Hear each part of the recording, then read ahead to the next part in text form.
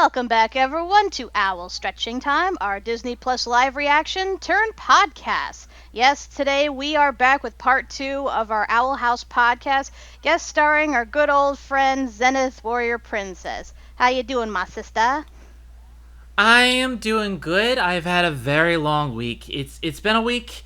I went all the way down to Colorado for a funeral. One of my friends, Tara, unfortunately, her husband passed away due to cancer, and so I drove down and then back within 3 days. So I'm a little bit tired, but I'm energetic to talk about the Owl House. So let's distract ourselves with cute lesbians and good stuff and cats. Yeah, that's for darn sure. So last time on the first part of the Owl House podcast, we basically talked about our opinions of season 1 because Zen had only just recently caught up with us and we wanted to know her opinions. Of course, you can see them on Twitter as well since she does react to all of them as she watches. But then we also went episode by episode of the first half of season 2, starting with Separate Tides and then ending at Yesterday's Lie. So now we are on to the second half, starting with the episode Follies at the Coven Day Parade. And in this one, this is basically a congregation of a bunch of plot lines, of a bunch of characters, just trying to get the second half of the season started. So we have Ida trying to get in touch with Rain, who we haven't seen since he was captured by the Coven Heads.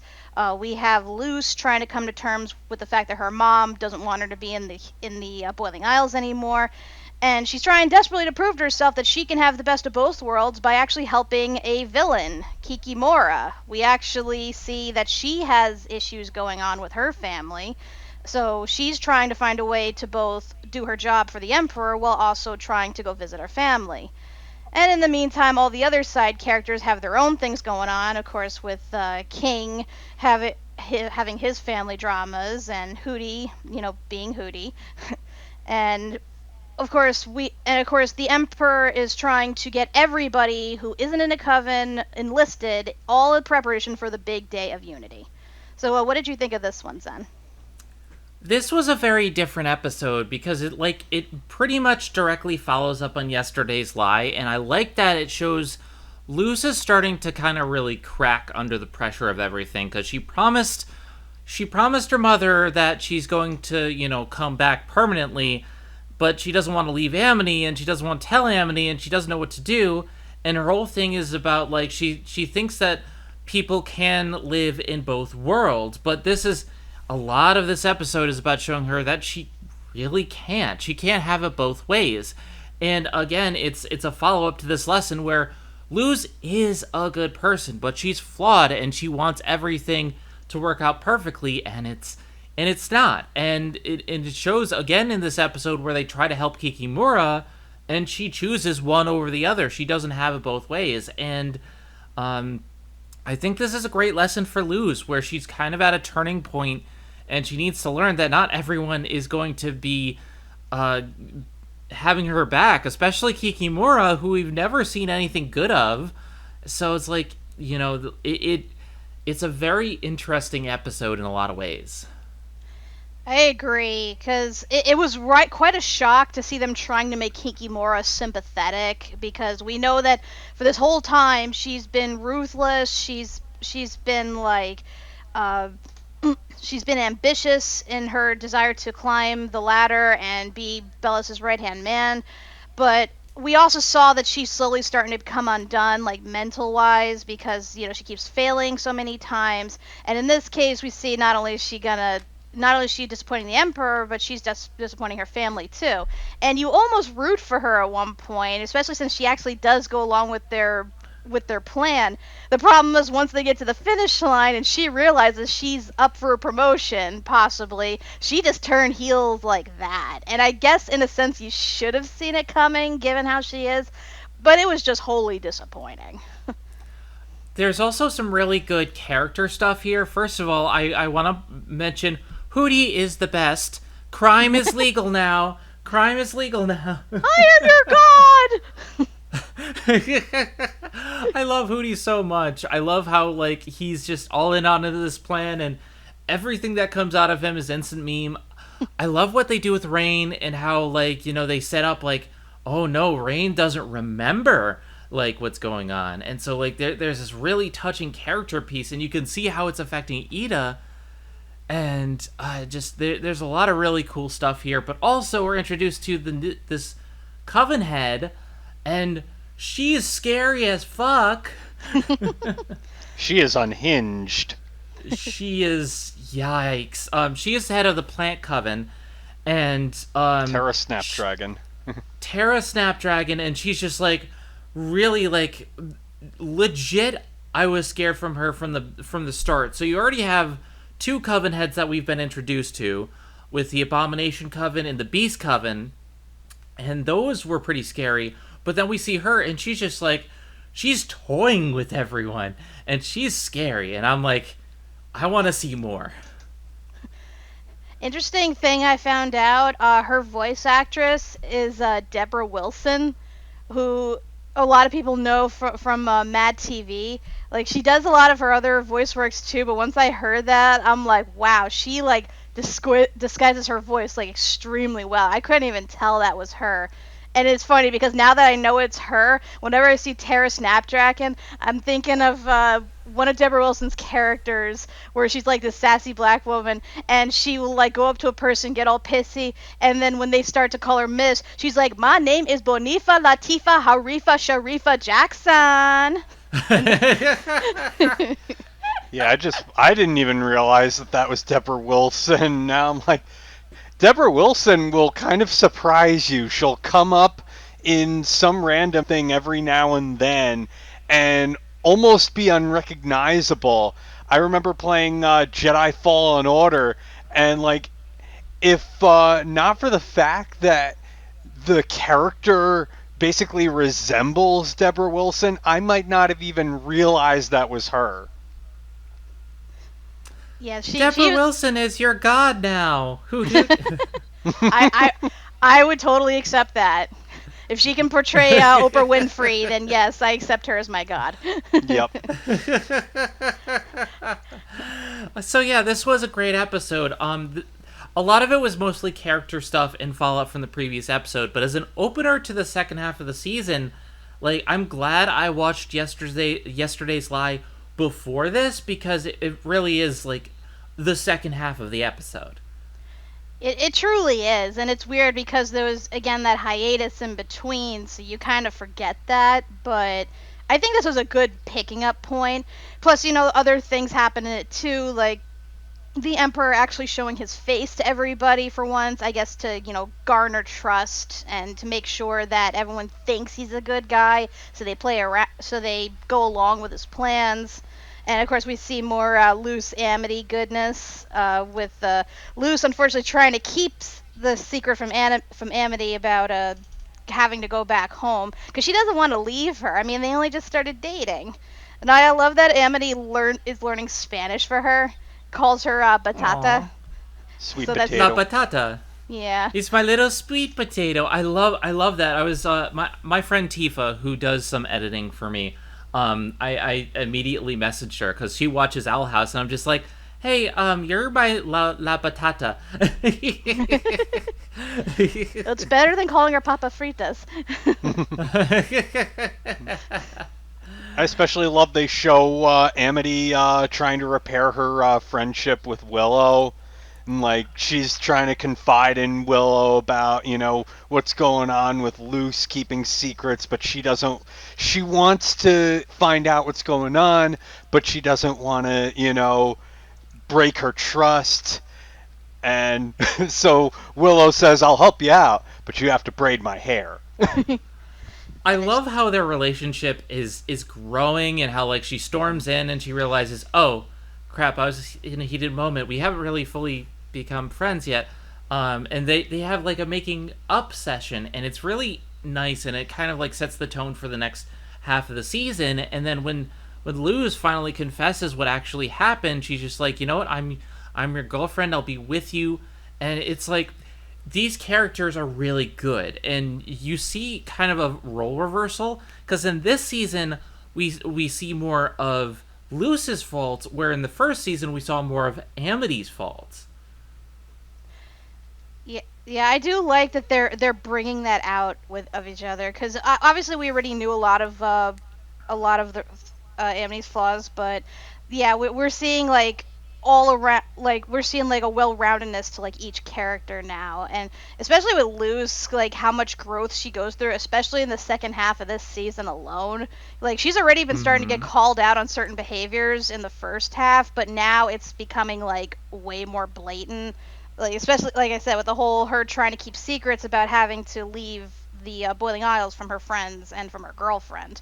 I don't I Mm-hmm. don't fully blame her because she that's like a unfortunate thing to drop on the people you want to still keep in contact with, but at the same time, it shows that she's still trying to kind of hide from conflict, which is not a good thing. And it's not a good thing, but it's a little bit different for me because now, like, she promised to not come back. Well, they don't have a working portal. And so how else will they get in touch with each other? It's just like, that's a big thing. Like, she doesn't know. She doesn't want to lose contact with her girlfriend. And I do understand that. Yeah, that's an unfortunate thing with Luce is that she doesn't think ahead. Like sometimes she will, but a lot of the times when it comes to long-term plans like this, yeah, she doesn't really like think that far. She gets up to the point where she enacts her plan, but then afterwards it's like she's making it up as she goes along. I Yeah. have a problem with that as well. I tend to not plan things very well. That's me. I'm sorry. Get better. I'm kidding. No, Dipper is right here. He's giving me help. He's saying do good. He's on his throne. Aw. And so we come to the next episode where we have backstory. Time for backstory. Yep. So we actually have time travel on this show, which I figured might have happened given that, we keep seeing all these diary entries from Philip and we keep getting hints about what happened in the past and what happened in Ida's past and all of that. But in this case, we actually physically go to the past because here, Luce is getting a little impatient, because she's not getting enough information from the mouse. So she asks Lilith if there's such thing as time magic, and they go look for portals. And it turns out they actually do find a portal. Convenient. And they happen to go back to the exact time where Philip lived among the Boiling Isles. So this was like I forgot what they call this period. It's like a play on like The Dead Wardian era. yeah, the Dead Wardian era. Yeah, so this is a Lilith Loose episode. I never thought I'd see that. And they go Cool back Aunt Lilith. yeah, cool Aunt Lilith. So we watch as they go back in time and meet Philip. So Luz is hoping that he'll have the answers she needs in order to create the portal. That way she can finally go home. But unfortunately, this is where we see Philip's true nature at hand, as well as the hint all along that this guy goes on to become Bellows. And then meanwhile, at the same time, Ida has her own thing going on in that she is actively trying to avoid her father, who she hasn't seen since she attacked him when she was young. So, yeah, a lot of drama in this episode for sure. What do you think, Zen? Well, the first thing I have to say is finger guns, cool Aunt Lulu.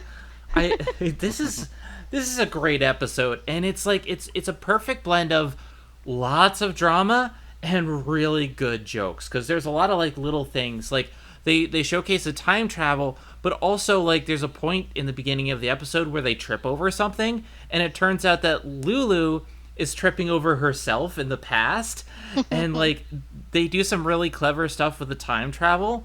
So I like that. I like the jokes. I like what they're doing in this, and I like the twist that Philip is not a good person because this whole time like he's been built up like, oh, it's the only human to come here. He must be really good if he built the portal, but he's not, and he tricks them, and like he does a bunch of shady shit. And from the moment like that he started doing stuff, I'm like, wait a second, is he Bellows? Because of the story in yesterday's lie.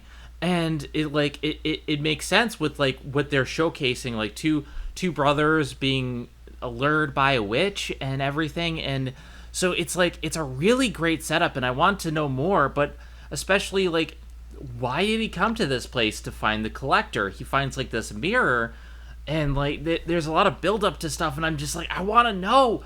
I want to know what this is all about. But then there's also the drama with Ida, and like I started sobbing when he showed her father like all scarred, and he doesn't blame her. He doesn't hold it against her, but she does. And she's just like, how much have you carved since I attacked you? And he hasn't. He can't. He can barely move his hands, but he was a master carver. That was his job. And it's like, it's so emotional and it's so powerful, and you get why Ida is a reclusive person. Like she sees everything that she's done, and she's kind of running away from consequences a little bit like Luz, but in a different way, because she's still hounded by her guilt.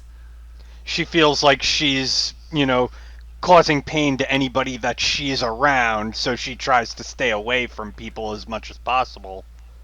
Yeah, and Luz is changing that, especially Lulu too, but it's like you get a really deeper appreciation from these characters from what they're going through. But like just the ending where they come back after finding out, like it just, man, this whole thing was a bust.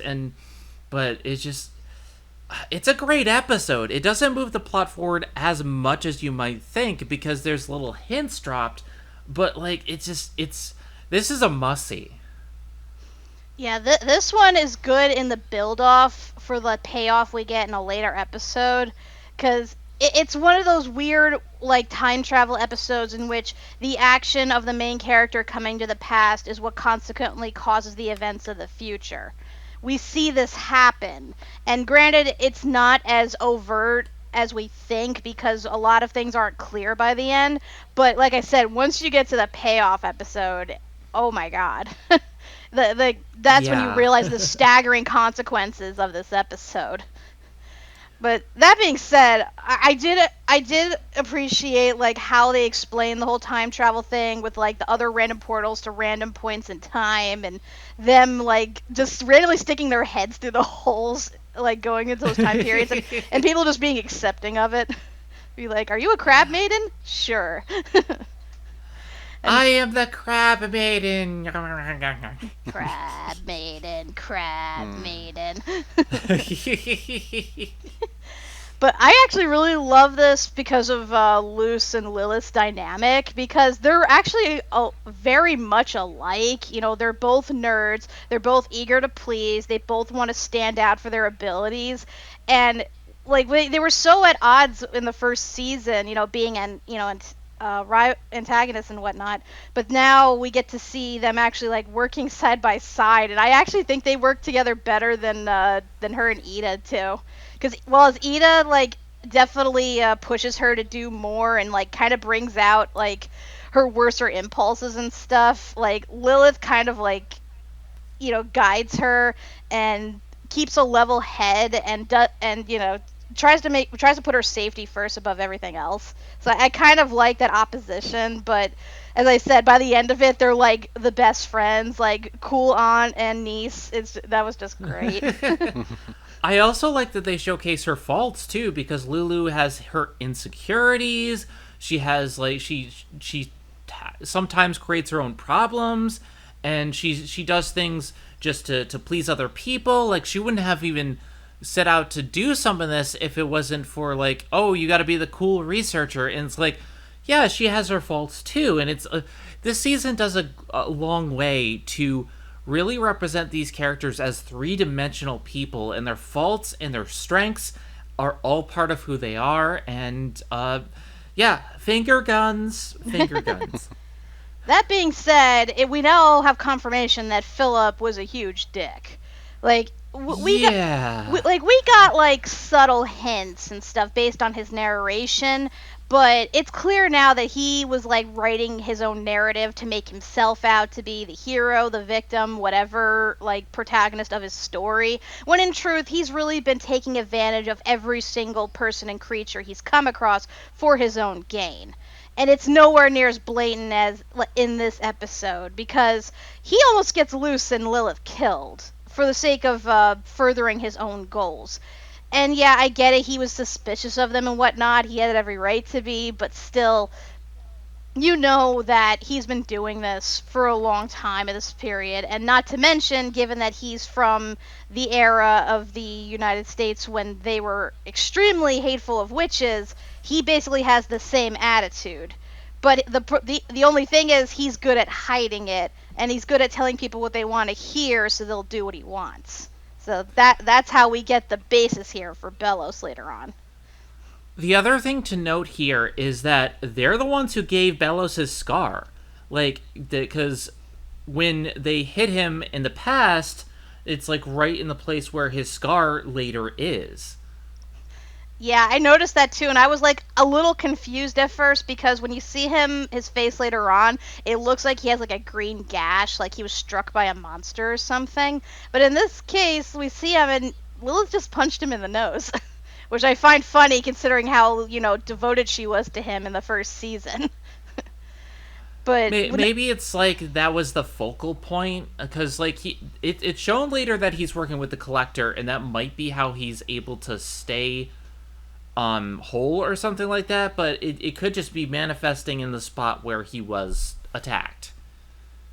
It's possible, but also I think it's because of the glyphs. Because as we learned, Philip had a hard time finding the glyphs, as in his own words, it seems like the island was trying to hide it from me. Which, given the person he is, makes sense. And given how Luce was easily able to find these glyphs, and even at the aid of like the island itself, that that the Boiling Isles is conscious in that fact. And we also see that Bellows not only learned these glyphs, he learned how to do glyph combos, the same ones that Luce is now learning. Because one thing in the last episode is that she learned how to do an invisibility spell. But in this one, we see Philip uses this really big, complicated one that's actually a teleportation spell. And not only that, but he has some of these glyphs like etched into his skin on his arm, which explains why he has such problem maintaining his shape, because it's physically dysmorphing his body for the sake of keeping him alive. And then, of course, he's using the talismans to heal himself. Was this the episode where they showcased her doing like the other glyphs, like the petrification and stuff like that at the beginning? No, that's I think another that's the one where they do the backstory for Rain and Ida. Okay. There's been a lot of really interesting glyph combinations, and I'm like, interesting. Yeah, because I know like for the invisibility one, they combine like light glyphs and ice glyphs, I believe. Which makes sense. Light and ice or / water reflective can seem invisible from a certain angle, so it makes sense. But from a certain point of view. Yes. But yeah, as I said, we see that Philip takes full advantage of them, doesn't give them what they seek, and furthermore, he's able to get that like mirror thing, which allows him to communicate with the Collector, who we will meet in a later episode.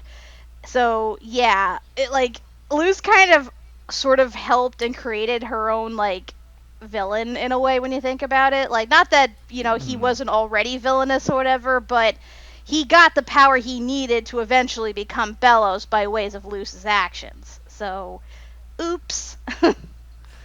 I mean, let's face it, he was going to become Bellows one way or the other. It's just obviously, Luce provided him with the mirror, but he was headed down that road no matter what.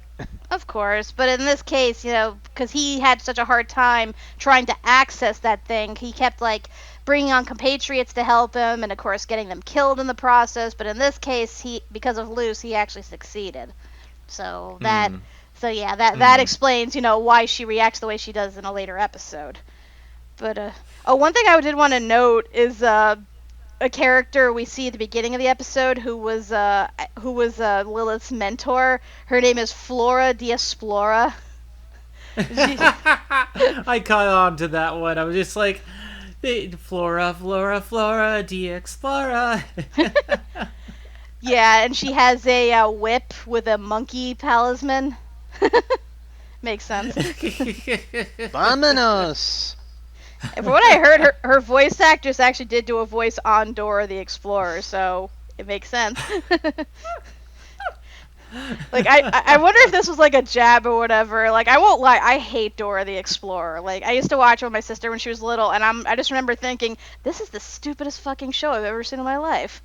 Like, I appreciate it for trying to teach kids like basic Spanish words, but you watch the show and you see just how utterly dumb the characters are, and they treat the audience like they're dumb too. So I wonder Swiper, if no swiping. No swiping. yeah, that works in real life. I'm the map. I'm the map. I got Google Maps. I know where the map is. But yeah, I think the big like emotional part of this, of course, is the plot line with Ida and her father, because that was really like heart wrenching. Because on the one hand, you're like in your mind yelling at her, it's like, dude, it's your dad. He wants to see you. Just at least say hi. But on the other hand, you know, she is responsible for basically ruining his life and his career. So I can understand the embarrassment still lingering with her to the point where she just thinks it's better not to associate him with him.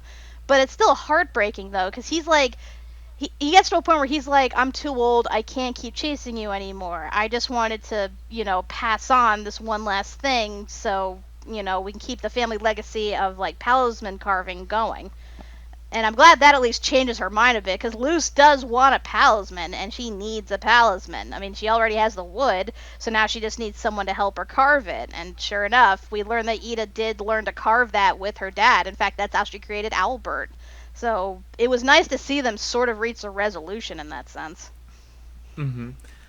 Yeah, like there's a lot of big emotional stuff, and when I actually saw him, like the scar, like he can't see out of one side. He can barely move his right hand. Like, it, you know, Disney, take note, when you do live action, like, Disney movies, like, I don't know if you've ever seen Beastly, but, like, they tried to make him look ugly, and they didn't. He basically looks like he goes to Hot Topic. Exactly, but, like, her father in this is actually disfigured and disabled, and, like, this is what it actually means, you know? And this is a big thing for me. Yeah, I understand that. It was good to see the lasting consequences of that. Again, it sucks because we know it's not fully Ida's fault. It was, you know, her transforming and not being able to control it. It just sucks that they couldn't reach a resolution sooner. Like, because we know that based on that flashback in the Hootie episode, as well as the flashback in the episode with her mother, that she probably hadn't seen her dad since she attacked him. Like, she's been running away all this time, and that's kind of depressing. Yeah, it really is sad. It's unfortunate. Yeah, but, I mean, hopefully they start to repair things now. I do like that he was, one of the first things he brought up is, like, I heard I have a grandson now. And I'm just like, aww. Aww, I wanted to see King Clawthorne. It's my grandson. It's like, you brought me a grandson. Aww. I love they accept they have a demon for a grandson with, like, no questions. But now we get on to the next episode, Any Sport in a Storm. And I like this one for several reasons, which we'll get into. But this one is both a Willow and a Hunter-focused episode. We have Willow, who is now embracing her talents, who is now completely confident in her abilities, and she wants to show off said confidence by starting her own sports team. And it is not Grudgeby, it is a Flyer Derby, which I guess is more like Quidditch than an actual Grudgeby was, but you know, there's a little bit more risk because you're actually flying around on the wands or whatever. And then meanwhile, Hunter is trying to prove himself worthy of respect from the Coven Heads by finding new recruits, which leads him to go undercover in Hexside and actually get recruited onto Willow's team. And This is where all the shipping begins. Yay! I believe the ship is called Winter, and I approve of it completely. So yeah, Winter forever. Winter is coming. Winter is coming. What did you think, Zen? This was a really surprising and good episode. First of all, I love how it starts with like a montage of Willow just basically started like doing like the rope thing and like her other exercises, and she's getting ripped. Like she's actually done a lot to make herself like get pumped and get ready. And I'm just like, man, Willow has come such a long way since season 1, and like she's confident, she wants to do stuff, and she's going out and she's gonna do it, and I like that. I like that this episode shows the strengths of the Misfits, and it's just like the whole point of their team is like they may not look like much, but they're skilled in different ways. Because when Hunter sees this team, he's like, okay, I can try to recruit them, and Willow says she's recruited the best of the best. And there's a lot of people that seem a little bit ecstatic, like a little bit eccentric, I should say. You have the one who's into beastkeeping and not doing a great job with it, and then there's Gus seems like he's not able to ride his broom correctly, and so like you have these people who initially don't seem like much. And then there's this other person just texting on her Pentagram, and then you see them in action, and they're actually amazing. It just, like, the whole message of appearances are not what they seem is really good. And it really ties well in with Hunter and Willow, because both of them, from the beginning, you judge them based on their episode, but as you get to know them, you see a different side to them, and I really like that. I agree. Like seeing how far Willow had come, and that even when a teacher is trying to like talk her down because he doesn't think she has what it takes to be a captain, she rises to the challenge for sure. And same thing even when a Hunter is like dissing her teammates, saying that oh, they only get one chance to impress me and they failed. She like calls him out on it and forces him to see what they can actually do. Like, she is, like, a friggin' boss at this point. I love it. And I love that she's getting swole and she's, showing off her flying skills and everything. Like, God, and Willow's just the best. And even, There's some really great shots with her. Like, when she grabs him in the vines and pulls him under, and then, like, into the next area where everyone's doing amazing things. I'm like, dang. Three things I want to mention. A, I want to talk about how Gus was being a really good friend, and like when he suspects Hunter may not have the best intentions, he's like, don't mess with Willow. She's had a rough time, and if I find out that you've done something, I'm coming for you. BFF. Yep. And then, Luce and Amity get relegated to a B plot. Oh God, this one. Where they try to seek the author of As Good Witch Azura, only to find out it's actually a freaking scam. God, we'll talk about that in a second, but I was laughing my ass off about that whole plot line. And then number 3, Darius, and how he's not as bad as we were led to believe he was. Yeah, that was a shock, because like the whole time Darius was encouraging Hunter, is just like, you're not even really the Golden Guard, like just get out of my sight. And like, how did you get this number? Like, it seemed like the whole time he was just being a jerk. And then later on in the episode, when Hunter captures them and brings them over, he says like, I was never gonna bring them to the Emperor. I was just testing Hunter, and Hunter passed because Hunter sneaks off with them, and it's like he's actually working against Emperor Bellos. And I'm like, wait a second, but he's one of the ones who captured Rain, so was Rain faking this? There's a lot of really interesting stuff, and I'm just like, dang, this made me really like Darius. And like at first I thought he was just this big jerk, but now like he's one of the better characters, and so that was great. I love how Gus flies better, by standing on his staff. I do like that as well. It reminds me of like an Avatar. We find out his former master used to air glide by standing on top of the glider. That's what it reminded me of. But one thing I want to bring up about Darius, though, I didn't research this till later, and I'm kind of kicking myself now that I didn't recognize it sooner. So Darius is voiced by Keston John, and I know him best from the new She-Ra show, because he voices the first villain, Hordak, and it's kind of the same scenario in that he's the big baddie for like the first few seasons, and you think that that's all there is. He's just this typical bad guy or whatever. But in later seasons, he actually gets a redemption arc, and it's through a love interest as well. So it's a nice parallel, like both Darius and Hunter's arc going on.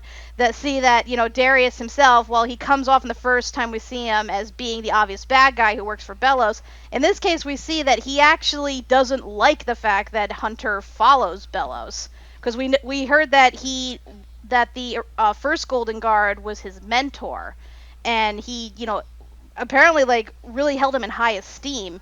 So he kind of resents the fact that Hunter has taken over that. And I guess it's because he's basically Bellows' puppet and does whatever he's told.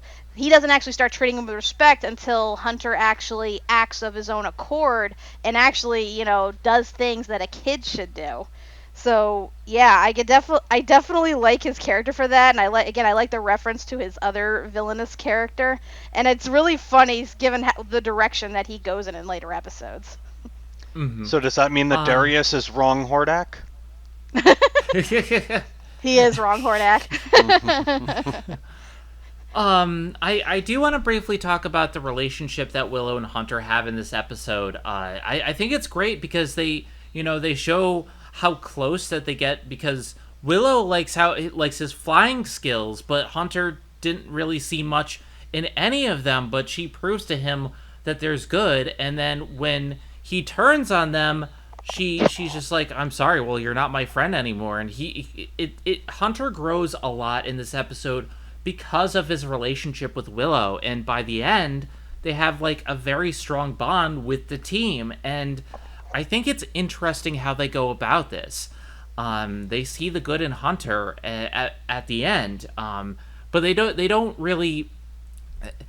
forgive him initially, and I think this is a good show to him of how he needs to grow and change. And like, just a lot of this episode is just really damn powerful for the characters. And then we'll talk about the B plot in a minute, but is there anything else you guys want to say about that before I talk about the B plot? I do love that he downloaded Penstagram just to stay in touch with Willow. Oh yeah, yep. I love that, and that'll come back later. Yeah. How did you get this Penstagram? Picture of Flapjack. Oh, sorry, wrong number. and there's a lot of like foreshadowing because of the way Flapjack is acting and stuff like that, and Flapjack is like steering Hunter in the right direction. So I'm like, I like Flapjack a lot. One thing to note though is when Hunter's trying to think of a fake name to give them while he's undercover, he says the name Caleb after Flapjack whispers at him. So keep that in mind for like a later episode. But all right, can we talk about the B plot? Yeah, the B. Oh my God, the B plot. Oh God. So naturally, because we're focusing so much on side characters, we don't want the mains to sort of distract from that. So they send Luce and Amity on a wild goose chase, or a wild loose chase, and because they try to start a book club for Azora. The problem is nobody's interested because these are just cheesy versions of witches and wizards and stuff, and they already live in that world, a better version of that world. But then they find out that there's a good chance the author might actually be a witch, because you see in there's in the pictures of the two books that the girls have, one picture she has normal human ears, the other one she has pointed elf ears. So they want to get down to the bottom of this, and it just so happens she's doing a signing. Unfortunately, it gets canceled, but they do manage to track down someone who they believe was working for her. And of course, they're spitballing all of their theories and stuff, which are real theories, mind you, that the fandom had come up with since the show's inception. And what happens? It's all a big scam concocted by Tibbles and Bartholomew and that tiny demon nose creature. Which Dana Terrace's character insert.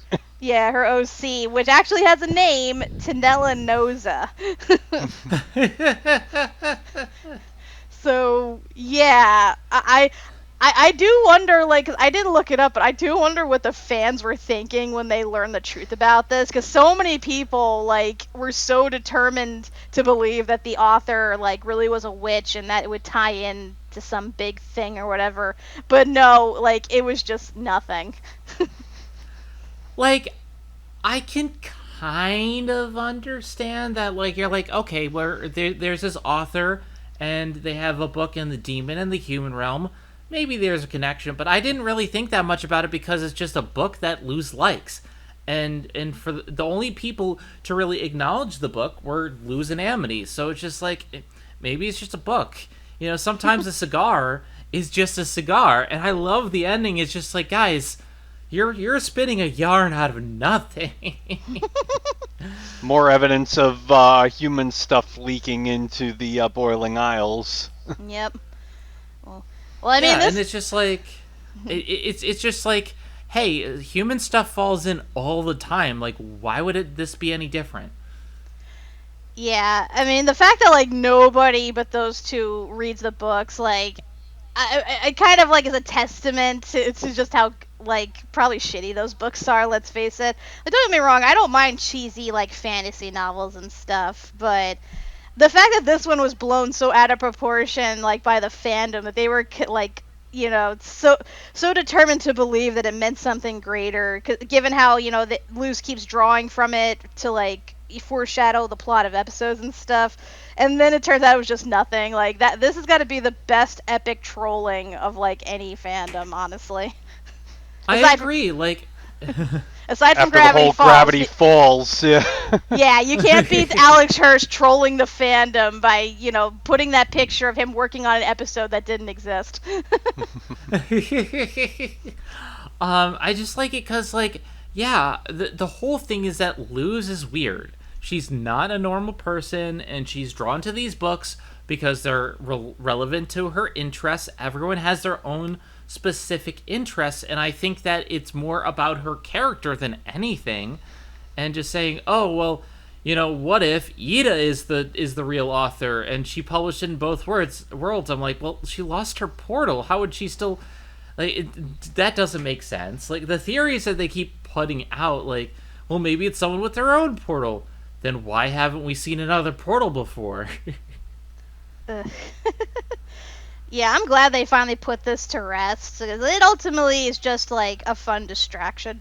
And I mean, it doesn't really take away from their enjoyment of the book, and it is something that they've bonded over, so it does serve its purpose in that regard. It's just a fun little bond that they have, and it gave us the line, eat this, sucker. So. Eat this, sucker! But now we're going to move on to more Luz and Amity bonding, and this one's going to hurt. This is the episode Reaching Out. This is the episode that made everybody cry. So, Reaching Out, we learn that something is happening on this certain day, and it is greatly upsetting Luz, to the point where she's trying desperately to distract herself with anything possible. As it turns out, Amity provides a good distraction because she wants to join a certain, like, brawl event that her father had participated in. The problem is he wants her to go for Coven tryouts. But luckily, thanks to Luz, as well as her siblings, she manages to sneak away and enter the tournament. Unfortunately, Luce kind of messes things up because, again, she's trying desperately to hide from this thing that is happening to the point where she also enters the brawl. And then at the same time, Ida is trying to gather information on Rain, so she's trying to create this serum that will get one of these guards she knows to tell the truth. And this just dissolves into mass chaos that inevitably ends with the reveal of what that day was all about, which, like I said, causes everybody to dissolve into tears. And that big reveal is that Luce's father had passed away when she was little, and that was the day, that was the anniversary of his death, which she would have spent with her mother, but she can't, obviously, because she's in another world. And that pretty much confirms a lot of theories that people have had, but that doesn't make the hurt any less hurtful. Oh God, this is one of my favorite episodes. Like, I think this might be one of my top 5 episodes just because of how well they do it. And it's just like there's so many things about this, but it goes to show a lot about what Luz is about, like why she was acting the way she was the whole time, and why her mother was so adamant that she goes to the specific camp.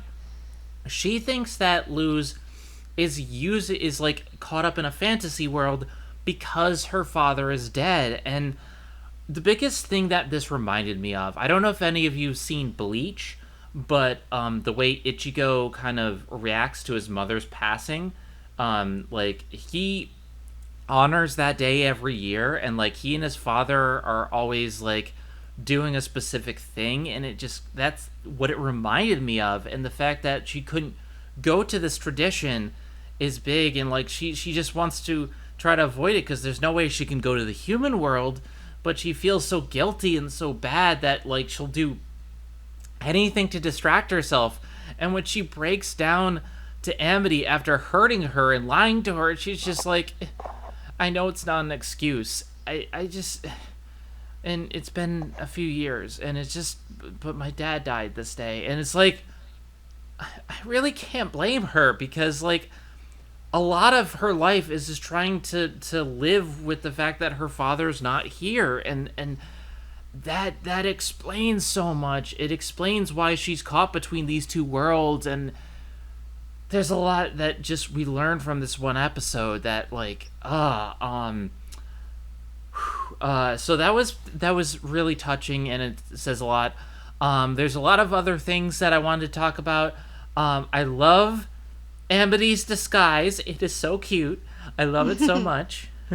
I do like the reveal that like the twins have been wearing like beauty enhancifying bracelets this whole time, and that they actually look rather plain when they don't have them. Like that, on the one hand, it's messed up because you know that their mother put that on them to make them more presentable. Like I know they don't confirm it, but that's what I think. But on the other hand, like I do find it interesting because it means that they have insecurities just like Amity do. They're not as cool and confident as they always appear to be.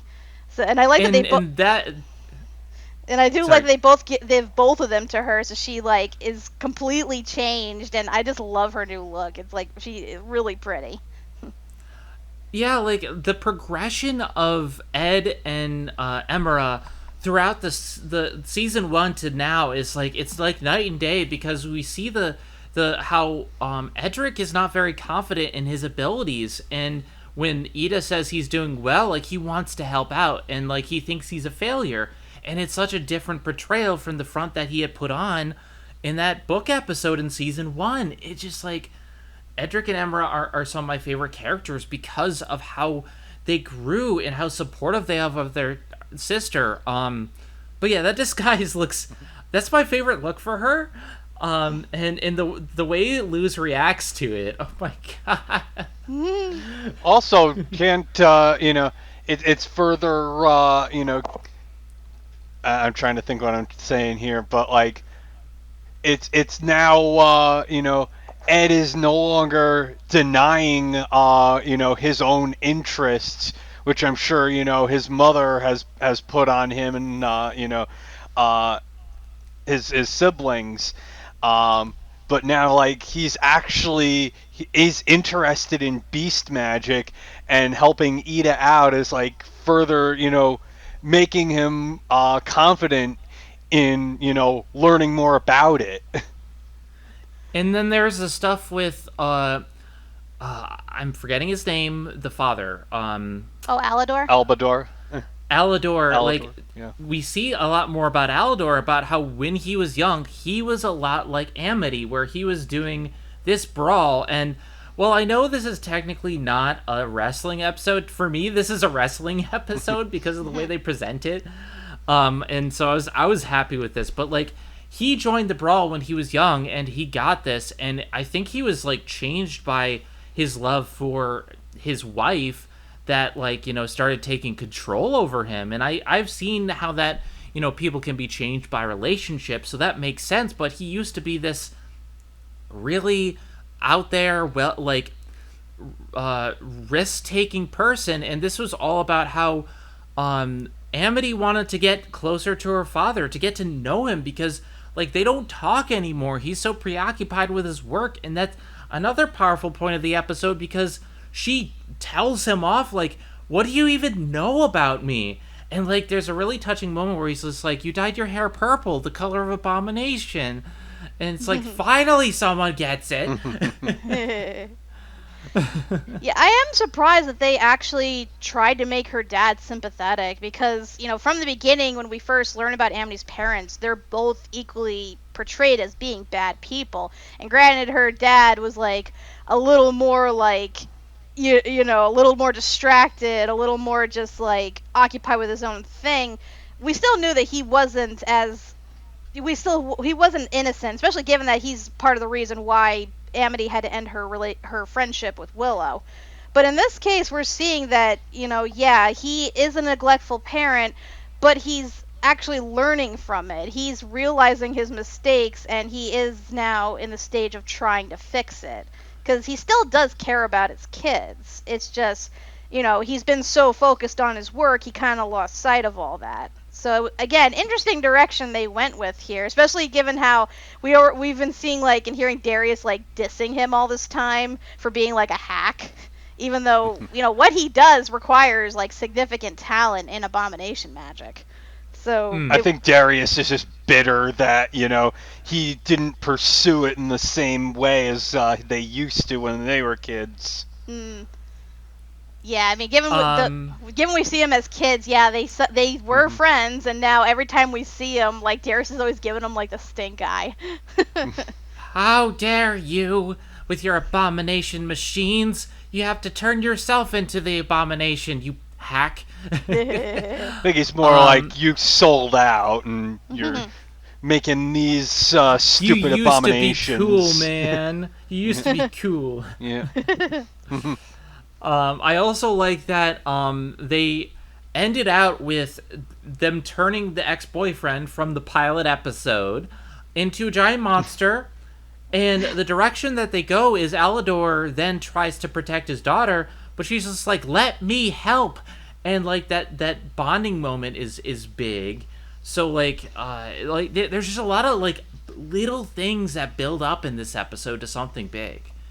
And I do like all of, like, the battles and stuff. Granted, we don't get to see enough of them, but the few we do see are at least entertaining. Because we already see them when they, at the school, when the kids in different Coven tracks face each other. But it's cool to see, like, adults just go full out with their, like, specified powers. It just sucks that we didn't see more than that. Because I would have liked to have seen that. I feel like we don't really get enough of, like, specialized, like, Coven magic and, like, see just how far it goes. Like, the most we see is with, like, the Coven Heads, but that's about it.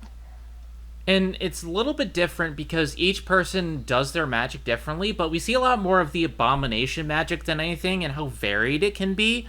Because, like, initially we think it's just like, oh, it's just making abominations, but you can use it like water bending, or you can turn your body into an abomination. It's like, there's a lot of versatility, and if that's happening, it can be done for other Coven Heads. So I think that's really cool. And then we get the final revelation from the ex-boyfriend. He's not my boyfriend. What was it that something's happening with the Day of Unity and that he left? Well, he and a got bunch of other witches and magic users, they found out about a little more about the Day of Unity, and they think that it's not going to be very friendly to magic users. So yeah, like there's a lot of stuff, like there's a lot of conflict going behind the scenes. This is just a big episode.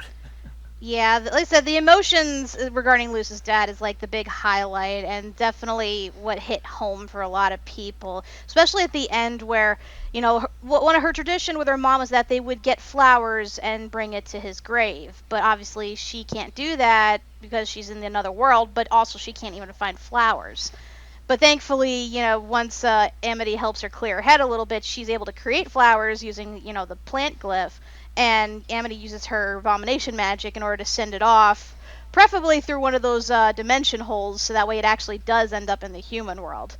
Like that was like, that part really got me too.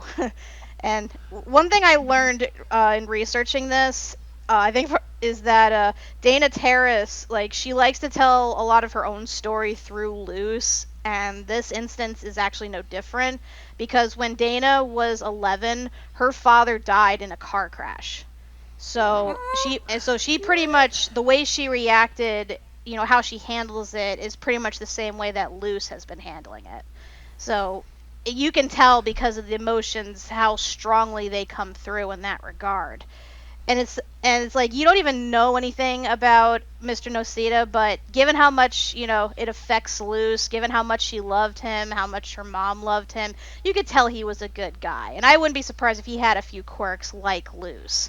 So it was nice to see that, they did address this matter and finally put to rest all of those theorists who were saying, oh, her dad, like, left, or they're divorced, or he's actually, like, a witch in disguise or something. He's just an ordinary dad who was a loving parent and spouse, and he passed away way too soon. That's all there is. And honestly, that's all you need to, like, really experience the full impact emotion of this episode. And my heart, it done broke, because this is so good in the way they handle it.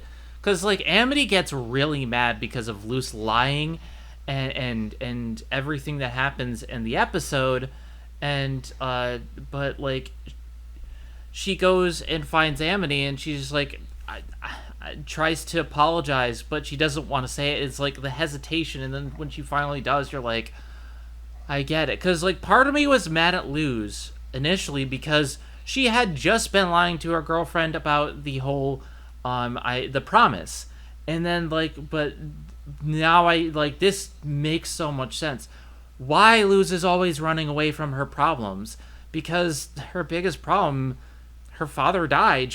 She's trying to run away from that every day. Yeah, I mean, hopefully she'll, now that she's been put in a position where she has to, like, face those feelings, and she does it with different people, like, hopefully it like, excuse me, hopefully it's a catalyst that spurs her into dealing with her emotions better.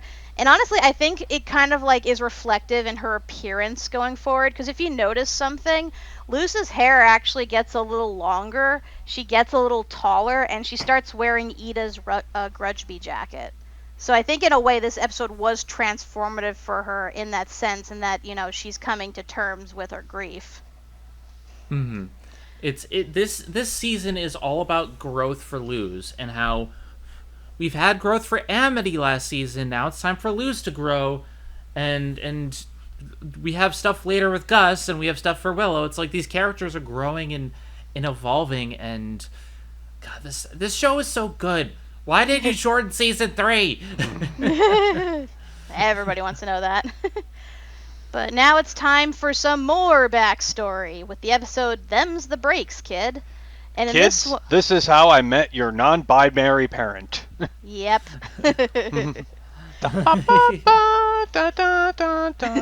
So the title is technically a play on words. Them's the breaks. Yeah. Yuck, yuck, yuck, yuck. So yeah, this episode we find out how young Ida met a young Rain, and they caused all sorts of chaos together in this one. What do they call it again? Like IFWAT event? Yeah, really dumb name. And pretty much to find out like how they became best friends. And this ends up actually playing into a plot point by the end of the episode, because Luce, of course, after the events of reaching out, she's doing her best to like work on her magic more. She's experimenting with glyphs and stuff, and it's not turning out so good. So Ida This is the petrification and whatever we were talking about earlier. The demon summoning magic. Okay, not this one. Not this one. Good results. Like she was able to make a water fountain. Yeah, that's something. So Ida decides to distract her by telling her the story of how she met Rain. And that's where we find out that Ida had this literally demonic principal who was like so eager to expel any and all students for the slightest infractions. He of course tries to do the same to Ida, but of course she begs to stay because she wants to be with Lilith when they go out for tryouts for the Emperor's Coven. So he negotiates by sending her to this sort of like free-for-all event called the IFWATs, where a bunch of different schools send their best students and they get like medals and stuff. I'm not sure what exactly to like equate it to exactly. I'm sure it's some sort of like it's like an academic decathlon kind of. Yeah, something like that. But it's like a little different because they have to show off like varying skills and stuff. And the person in charge of it is none other than a younger Terra Snapdragon, who was just as homicidal back then as she is now. What do you mean I can't kill the students? Fine.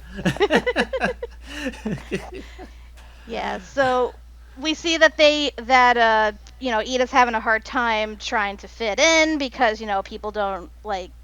people don't accept her different ways of using magic. They don't like how she jokes around and stuff. But it turns out that's right up Rain's alley. And we find out Rain actually went to St. Epiderm initially and is actually a prodigy.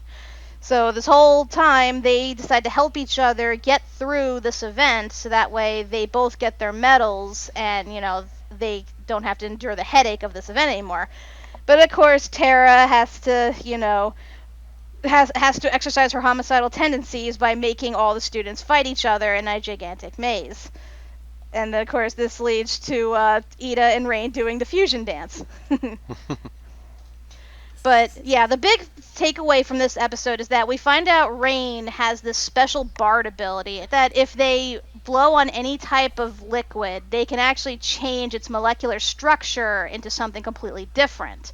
And this is essential because we find out at the end of the episode that all the tea that Terra has been serving to Rain has secretly been transforming it using their bard magic. So it turns out Rain's not brainwashed at all. Far from it. In fact, Rain is actually working with Darius to find out about the Emperor's plan and then just stop it. So yeah, the huge revelation in this one. And again, I blame my sister for ruining this twist for me, because that would have been like a nice surprise. What did you think? Well, first of all, I was taken by surprise by this twist because, like, there's a big emotional point in one of the previous episodes where they confront each other and, like, they are just like, hey, I don't want to fight you. Out of respect for our friendship, please stop this. But they act like they are still not able to remember, and they're really good at acting. But then we get to this, and it's just like, the whole time, like, we get this little abominations of like, oh, Darius was working with them. Oh my god, this makes so much sense.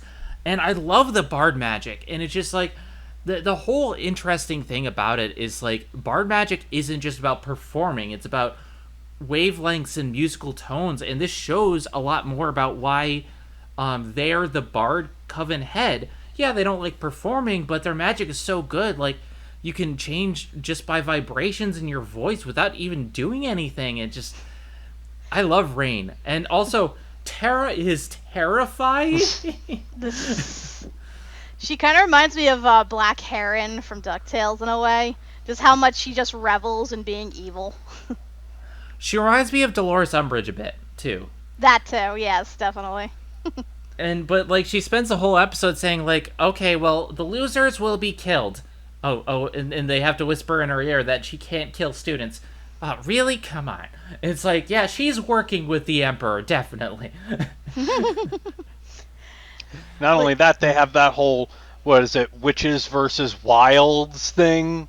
Yeah, like she starts the whole witches versus wild, and she puts them against each other. It's like the first one to catch all the wild witches wins, and like yeah, like there's a lot of really subtle placement here about like the backstory about the wild witches and stuff, and I just love this episode. I love Rain.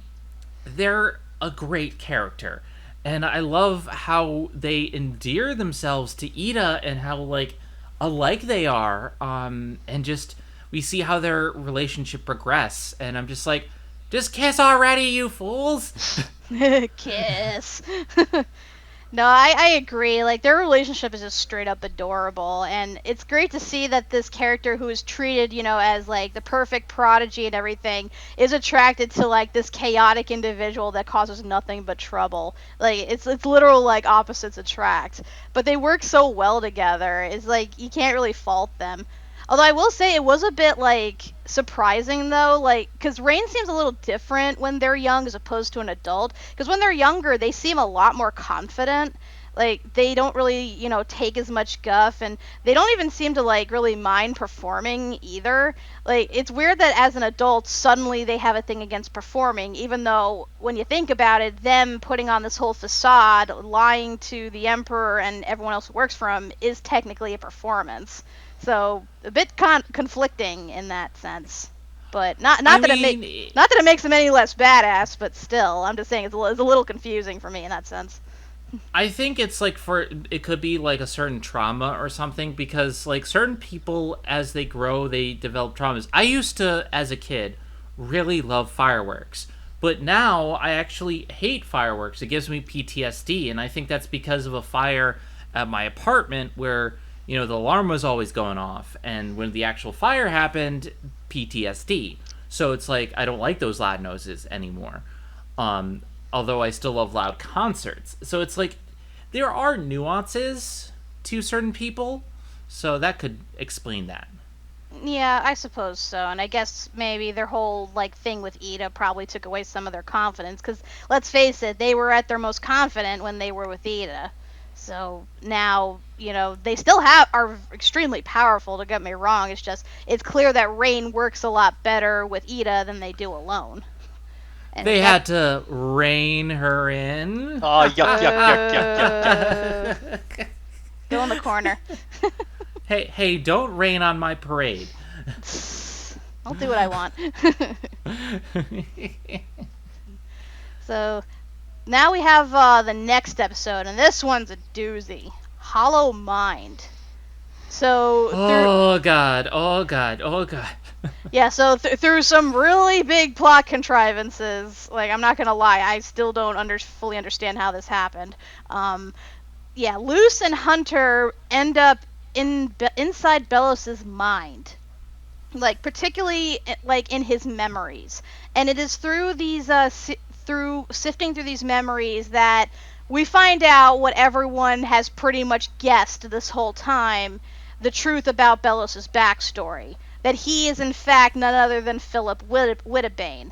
That he had a brother, he stumbled into this world, that he had been manipulating and lying to people for decades.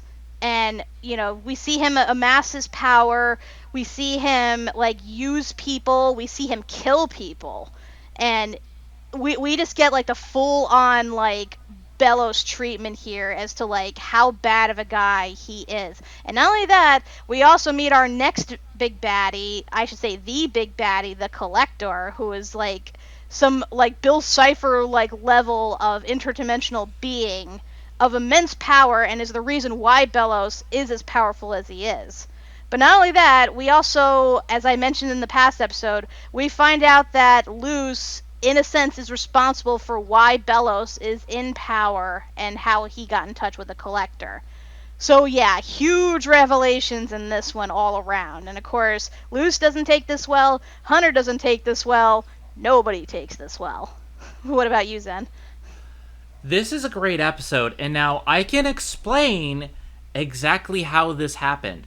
So if you pay attention to the three robed figures in the beginning, who later come near the end and help out Ida get into the mind and pull them out, I think they're actually part of the Bard Coven, because remember the three rebels that are in the Bard Coven? They use Bard magic because they have instruments. And we later... It's very clearly Rain, Darius, and whatever the Beast Coven head is. Everwolf, I think? Yeah. Yeah. So, like, they're basically kind of trying to do this as part of their plot. And so, like, yeah, that they get interrupted, and someone else instead... we have Hunter and Luce instead. So I understood that pretty well from the get-go. I mean, I did too. Like, the whole discrepancy for me in how this comes about is, like, okay, you have the three you have the three Coven Heads get this spell, which is used to go inside Belos's mind. Okay, that's fine. I mean, if this world has time travel, I can believe that they have some sort of, like, mind infiltration magic. What I don't understand is why they had to go through a bunch of back alleys and why they were gonna do this through a back alley. I should say how they do this through a back alley. I mean, if you're gonna infiltrate someone's mind, wouldn't it make more sense to be closer to said person or even with said person? Like, they don't even, like, make it clear how exactly it was Belos in particular. I mean, for all you know, they could have just infiltrated the mind of anybody if something further happened. That's the only thing that, like, throws it for me. Because it's like... I think they did that to avoid suspicion, because the people closest to him, like, if it was close by, they would be caught pretty easily by Terra, maybe. Like, for me, I think that a lot of it was them trying to get as far away from the castle and whatnot as possible. In the back alleys, you know, where there's a bunch of shady people, you wouldn't necessarily think about it. It's just Hunter's the one who is following them around. So that's my impression, but I'm not entirely sure. I mean, I get that. Yeah, it's just, because whenever I see, like, mind infiltration magic or anything similar to that in any show, usually the person has to be touching the other person or within a close vicinity of said person or whatever. So I'm just trying to figure out how exactly they could just do this wherever. That's like if, say, maybe they had, like, a link, because, like, they put items in the circle, I think, and it might have been, like, linking them to Belos. I suppose so, yeah. Okay. I guess I could buy that then. It just seems like, you know, we need to get Hunter and Luce into this situation, so let's put the main people that can do this in the most, like conveniently random spot in order for that to happen. That's just my gripe with it. But anyway. I've heard more contrived plots, but yeah. And with that out of the way, I do want to say this was really big, because this is the understanding Willow, but for Belos, and Hunter's learning so much more about this, and finding out, like, but he didn't do this. He didn't, like, he has to come to terms with the fact that Belos is evil. He has to come to terms with the fact that he's a clone of Belos, and that he's not the first clone of Belos. The Golden Guard has been cloned through a process by the Collector so many times. I forget what they call it. They call them a Grimwalker. Mm-hmm. Grimwalker. So it's like, and you see in the mind a room filled with the Golden Guard uniform, and it's just like, this has happened hundreds of times, and it's just like, oh shit. And the other big twist of the episode, it's like, obviously we see how Belos came to power, we see how he is, but we think we're being shown by the inner Belos. The thing is, the thing that's chasing them isn't Belos' anger, it's the many palismen that Belos has been absorbing for his magic, and they are tricked once again by Belos. Yep, because that's what Belos do. And it's just like there's so many big whoa. Yeah, that was really disturbing, seeing that giant-ass monstrosity, like, chasing them, and it's just a bunch of palismans just glued together, just wailing in agony because they just want to be let free. And the fact that, like, Bellows just continues to further their agony is like, dear God, man, how much more evil can you possibly get? And, of course, the fact that his inner Bellows is, like, a child, like the child from Doctor Who. You know, the "Are you my mummy" child. Who says nothing and just points and stuff, and it's creepy. It reminds me of the Skull Kid from freaking Majora's Mask, and I'm just like, oh God.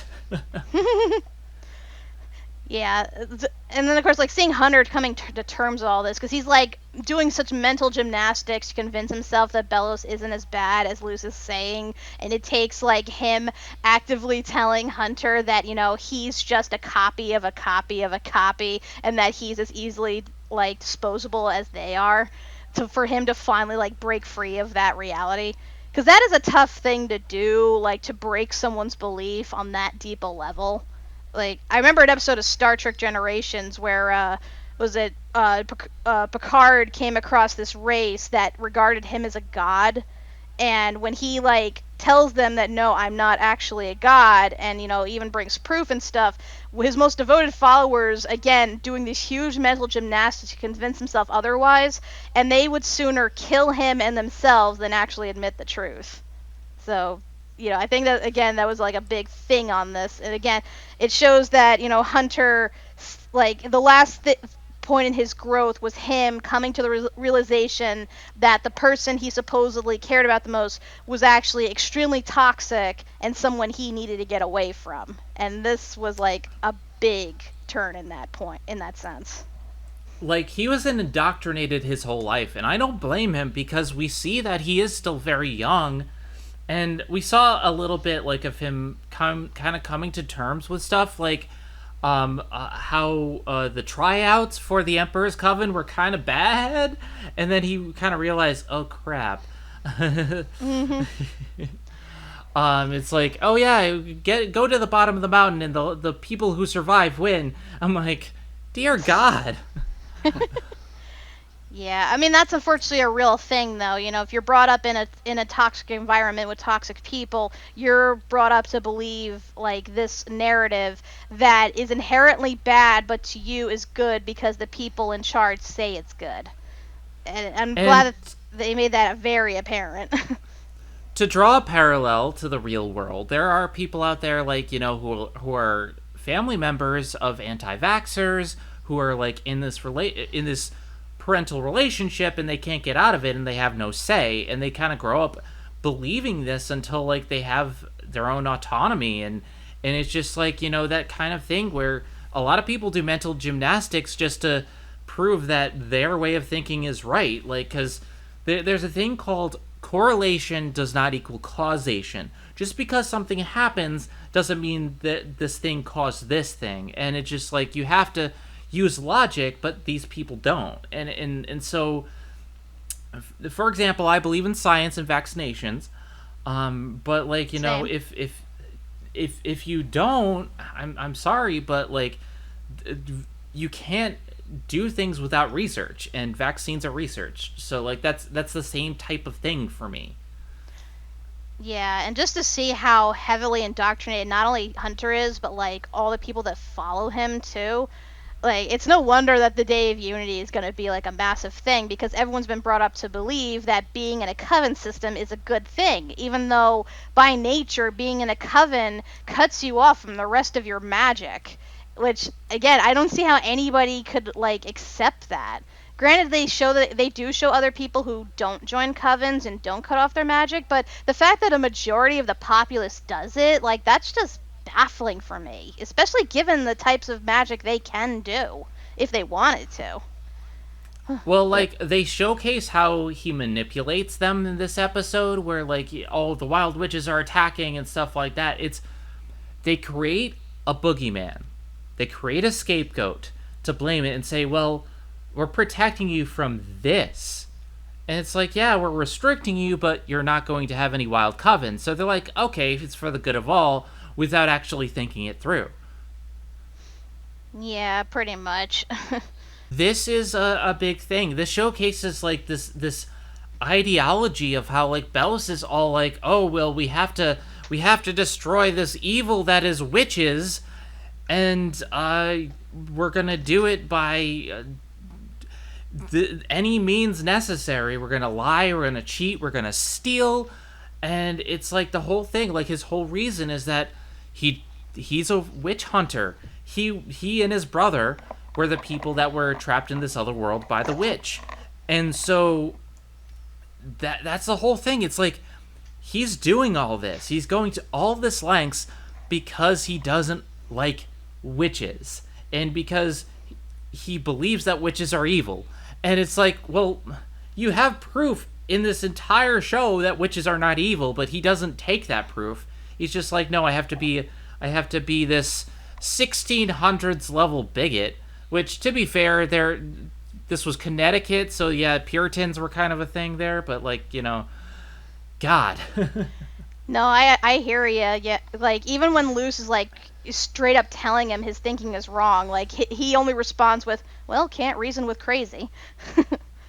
So yeah, You're proving your own point. Like, Bellows, you're the crazy one. Yep. You spent hundreds of years trying to get into power.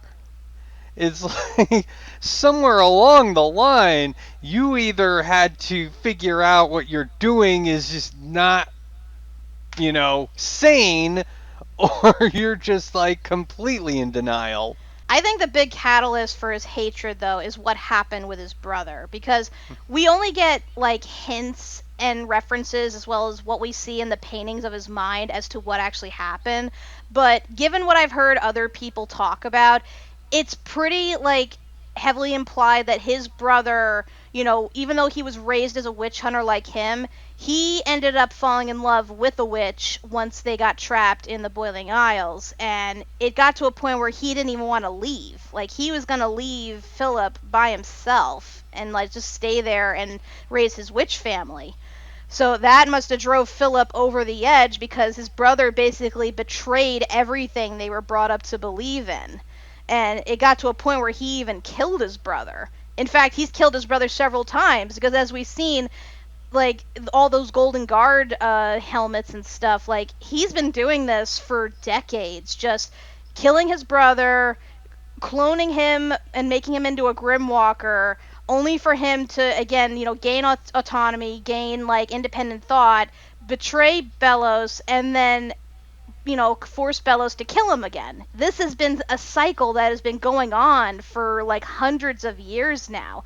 And you would think, like, why does Bellows keep doing this if he knows the guy's going to betray him? But it's his brother. It's the closest thing to a human connection that he's had up until Luce. So, yeah, I think that's a big reason why his hatred has been perpetual, is because he clones his brother every time, thinking things are going to be different, thinking he could raise him to the point where he would not betray him. But it happens every time because Bellows' mindset is wrong, and eventually his brother's like inner self, realizes that and acts out, and that what leads the cycle to repeat, and that's what further his hatred toward witches. And it's hinted at that Flapjack was his talisman, so that he actually engaged in magic, which would be part of that whole thing. Mm-hmm. So like there's this big thing. He's kind of like Bradford Buzzard in a way. He's in denial of his own evil, and he's just saying he's doing it for the greater good. But like, you're indoctrinating your brother for something that is completely wrong, and you've seen good witches. It's a lot. Like I say, when your hatred's that strong, man, like that, it's impossible to break it. Like, if you're gonna like really, really dive into that level of evil, like there's no saving you at that point. That's 4Kids level evil right there. Nothing is 4Kids level of evil. But then this episode leads into the next one, which is Edge of the World. And yeah, this is regards the fallout of the last episode, but also goes into another plot point that, we hadn't exactly been addressing for a few episodes now. So yeah, Luz comes back. She tells Ida, King, and Hootie about what she learned in Belos's mind, the whole revelation of him being Philip, and how she inevitably helped him gain power. But we're gonna have to put that on the side for now, because it turns out, because Hootie ends up vomiting up the letter that one guy left for him like about a month ago. And it was Hootie, a guy. you really need to stop eating garbage. He does. Friggin' trash compactor. Oh, that wasn't important. Hoot hoot. So yeah, this episode focuses on King finally finding out his roots, and it is completely different than what a lot of people thought it was. Like, well, some people have guessed it right, but a lot of people were fooled by this. Because, for one, we thought that the guy we saw at the end of that one episode was actually King's dad, the one who left the letter.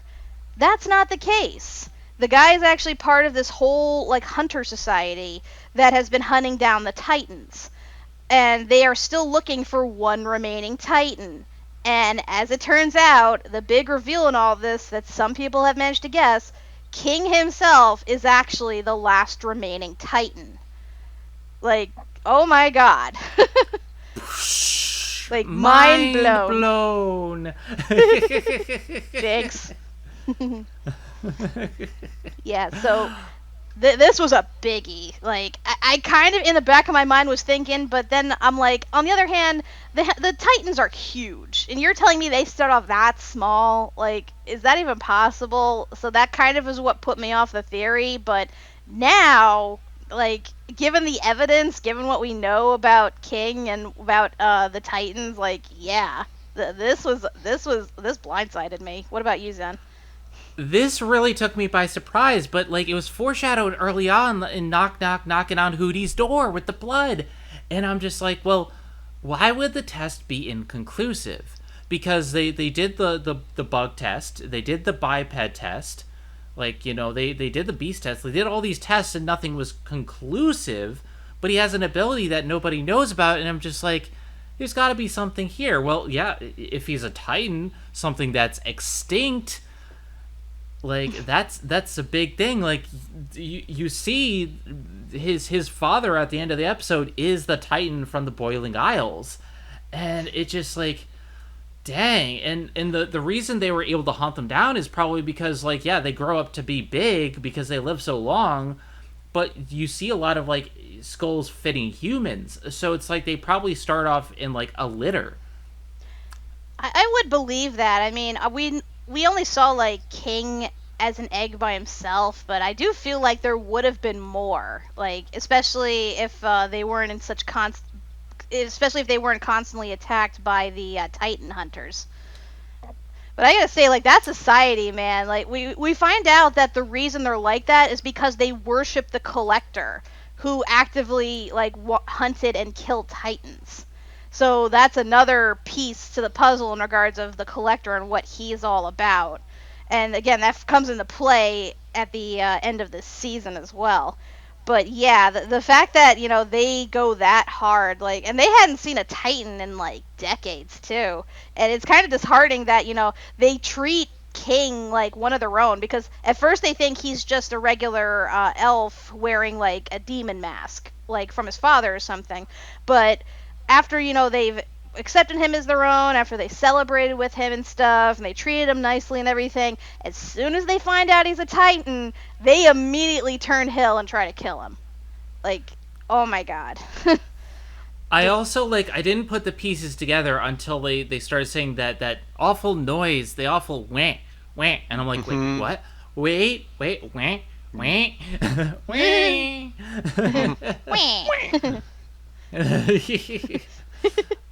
This was a great episode. Like, this was just like, at first I thought it was just gonna be a character piece, but that plot jump at the end, I'm like, oh.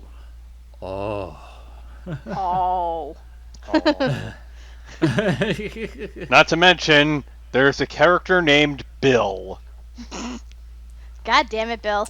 This is all Bill Cipher's fault. And it's like, part of me is just wondering why the Collector's hunting Titans. And, like, because we saw the Collector trying to hunt, the Owl Beast. And is it because he has, like, a collection of, like, one of everything and he just wants to kill the rest, maybe?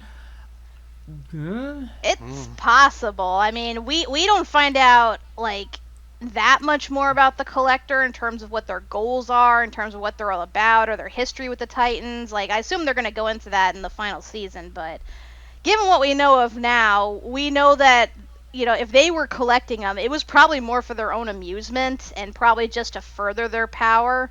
Because we do know later on that they do need Titans for, like, a specific purpose, specifically toward using their blood to go through dimensions. So there's that unsettling aspect right there.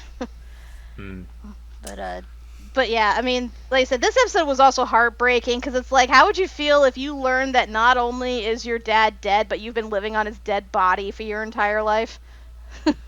Yeah, like, well, that's shot what the at next end episode really is got for. Yeah. That shot at the end is so good, and I immediately got the idea, like, that's his father, and people, it was later confirmed, but, like, I didn't have to jump through hoops. I saw it immediately because of the way they shot the episode, and I think they did a great job with that. Oh yeah, definitely. Like, it was so subtle with him, like, realizing that who his dad really was, but it was powerful nonetheless. Not to mention, the implications, too, of the fact that King is actually a Titan, because it's a good and a bad thing. On the one hand, that means Luz actually has a source to power her portal that she needs to get home. But on the other hand, that means that also Bellows has a means of getting through a portal as well.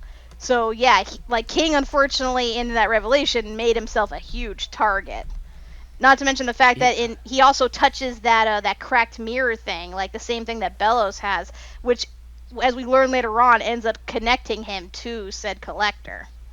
So, and he starts having, like, dreams of the Collector, and it's like, okay, what does that actually do? What is this mirror? Because we see that, like, the Collector later doesn't have a physical form. Is this that mirror later on, or... I think there were two mirrors, because we see in Bellows' chamber he does still have the one, because that's how he is able to communicate with said Collector. I think this other one he might have left for his clan to contact him, but it got broken, and they needed, like, a Titan in order to power it properly. So yeah, many questions. I have questions. Oh, we'll get to that part. Don't worry. But for now, we're on to the next episode, and thankfully, it's a bit of a reprieve from all this heavy stuff. Well, sort of. It's a Labyrinth Calm Runners. before the storm. Oh yeah, wait, no. Yeah. The last sort of calm before the storm, and this one is actually a Gus episode. Where we find out that not only does Gus have these incredibly, like, powerful illusion magic that we didn't know about before, but he's also the Avatar. He can go into the Avatar state. And he is so super powerful that sometimes he makes illusions so real that even the Coven Head can't see through it. I'm like, this is amazing. I will admit this kind of came out of nowhere for me, because I'm like, he hasn't shown this up to this point, but again, I feel like this will probably come in handy, both later. Well, it does come in handy later on toward the finale, but I feel like it's going to come into play in the final season as well. But yeah, in this one we learn that, like, Gus's anxieties can trigger him to the point where he can create these huge illusions, not of his own volition, but basically just projecting his anxieties. And his biggest anxiety is being fooled and used for his talents, which has happened before, as we see in flashbacks. But yeah, in the plot of this one, we meet the head of the Illusion Coven, who tries to trick the students into getting Coven sigils in order to, further power Bellows on the Day of Unity. Thankfully, Gus sees through it, but in stopping them, he again gets triggered, and that causes the entire school to basically become one giant illusion labyrinth, hence the title. But it's not just that. We also kind of get a Gus Hunter episode in that we learn that Hunter has run away to hide at the school after the whole big revelation with Bellows. And he's basically been trying to run away from his problems, but now he has no choice but to like face those problems, especially with the Emperor's Coven being there. Not to mention having, trying to help his new friends out, try to escape the dangers and prevent them from forcefully getting sigils. So yeah, again, this was like, despite all the shit that happens, this is technically the calm before the storm that happens. But does a lot happen.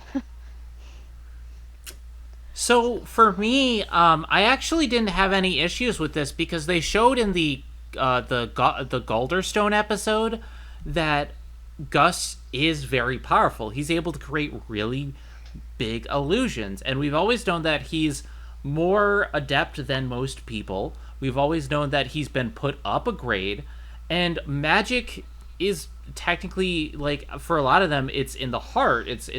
For witches, it's made in the heart. So it's probably run a lot by emotions.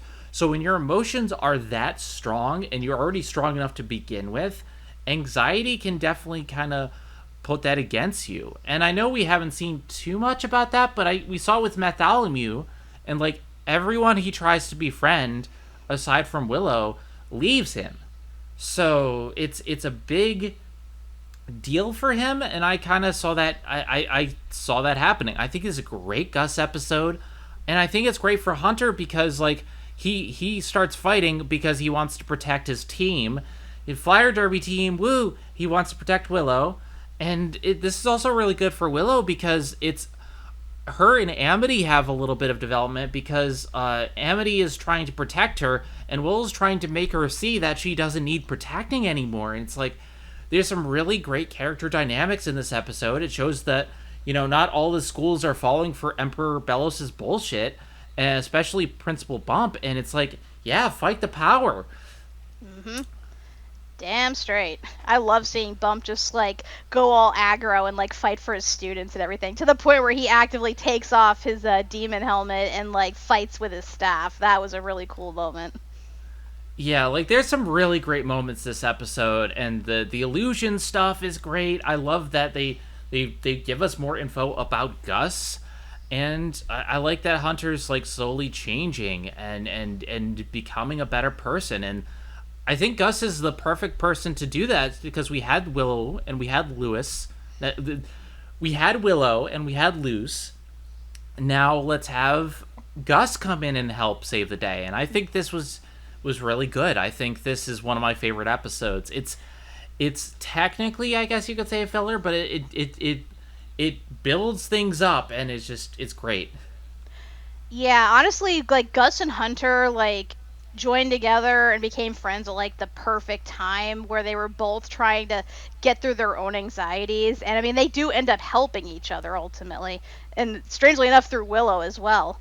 So to see, first Hunter's trying to come to terms with the fact that Bellows is now hunting him and turning like all the Coven Heads against him, and then of course Gus is like trying to come to terms with the fact that he can't really like trust his own instincts because he's always easily getting fooled and misled. Like he almost thought that Willow was the real thing, but she was actually being portrayed by a Coven Scout, something that Hunter picked up on immediately, through his interactions with Willow.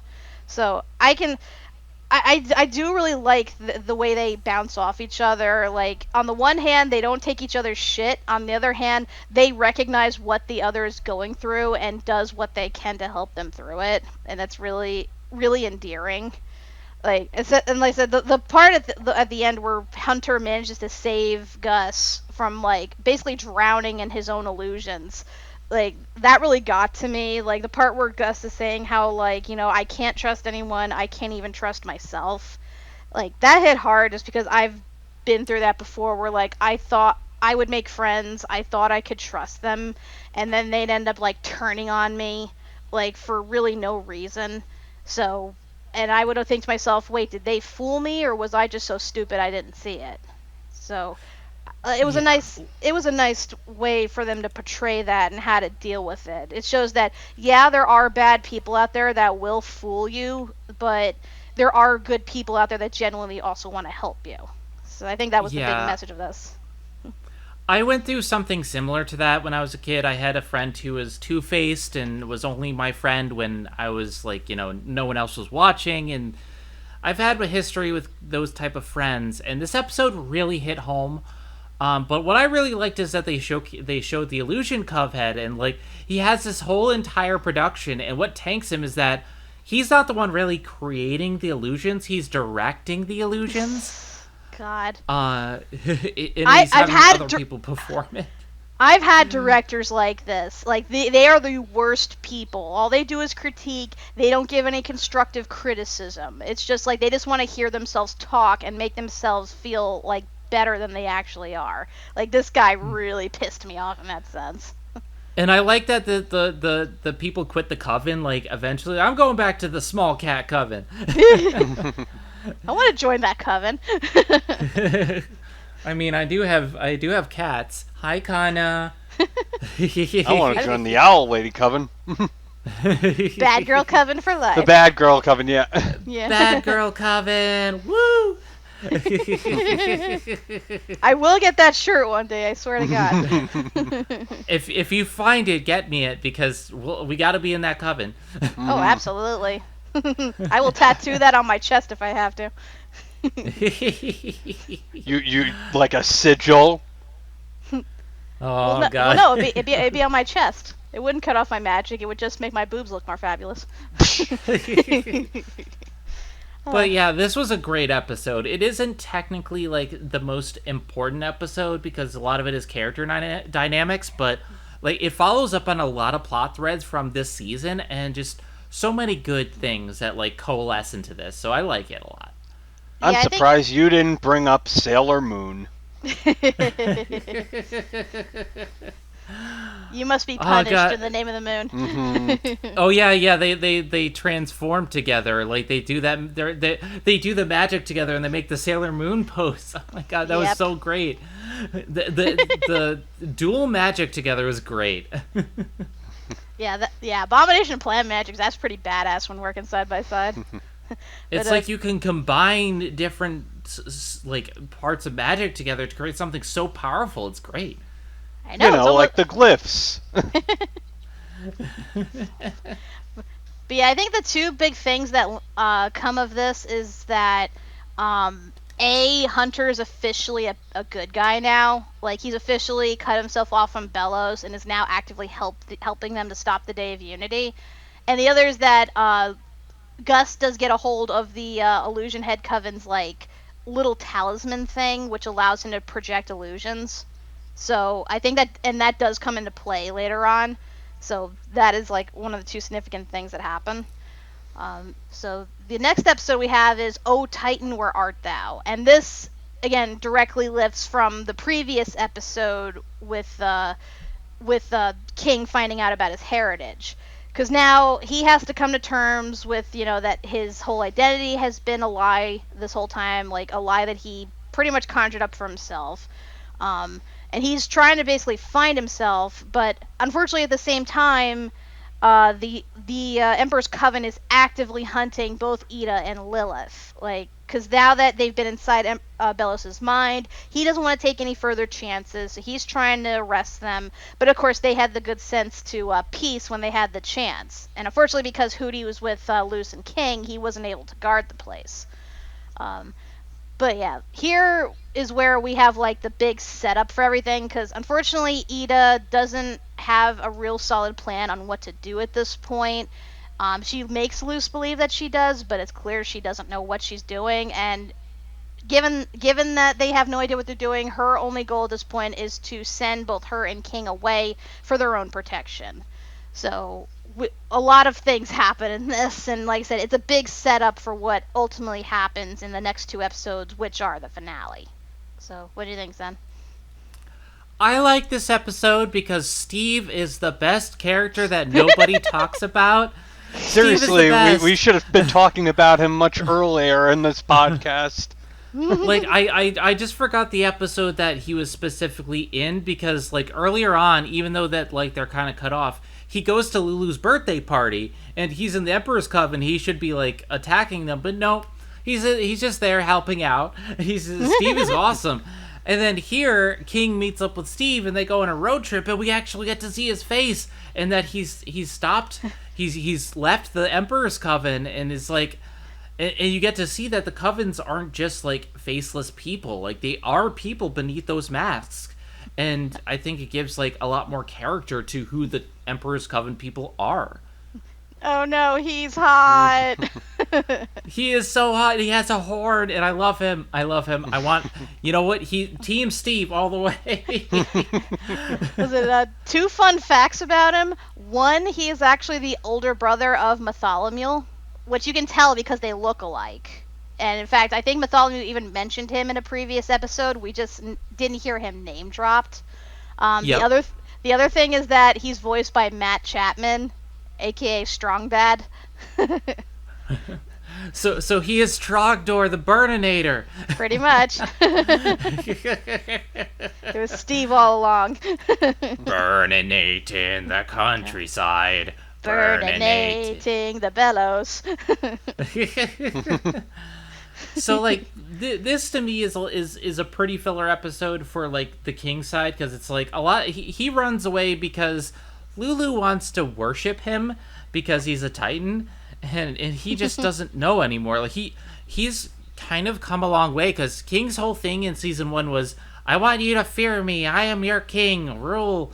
And now he's just like, I got everything I want, but I don't want it anymore. And it's really interesting character piece. And then on the Luz side of things, we have her trying to confront Ida and trying to be part of like see what's going on, only to find out that Ida doesn't have a plan.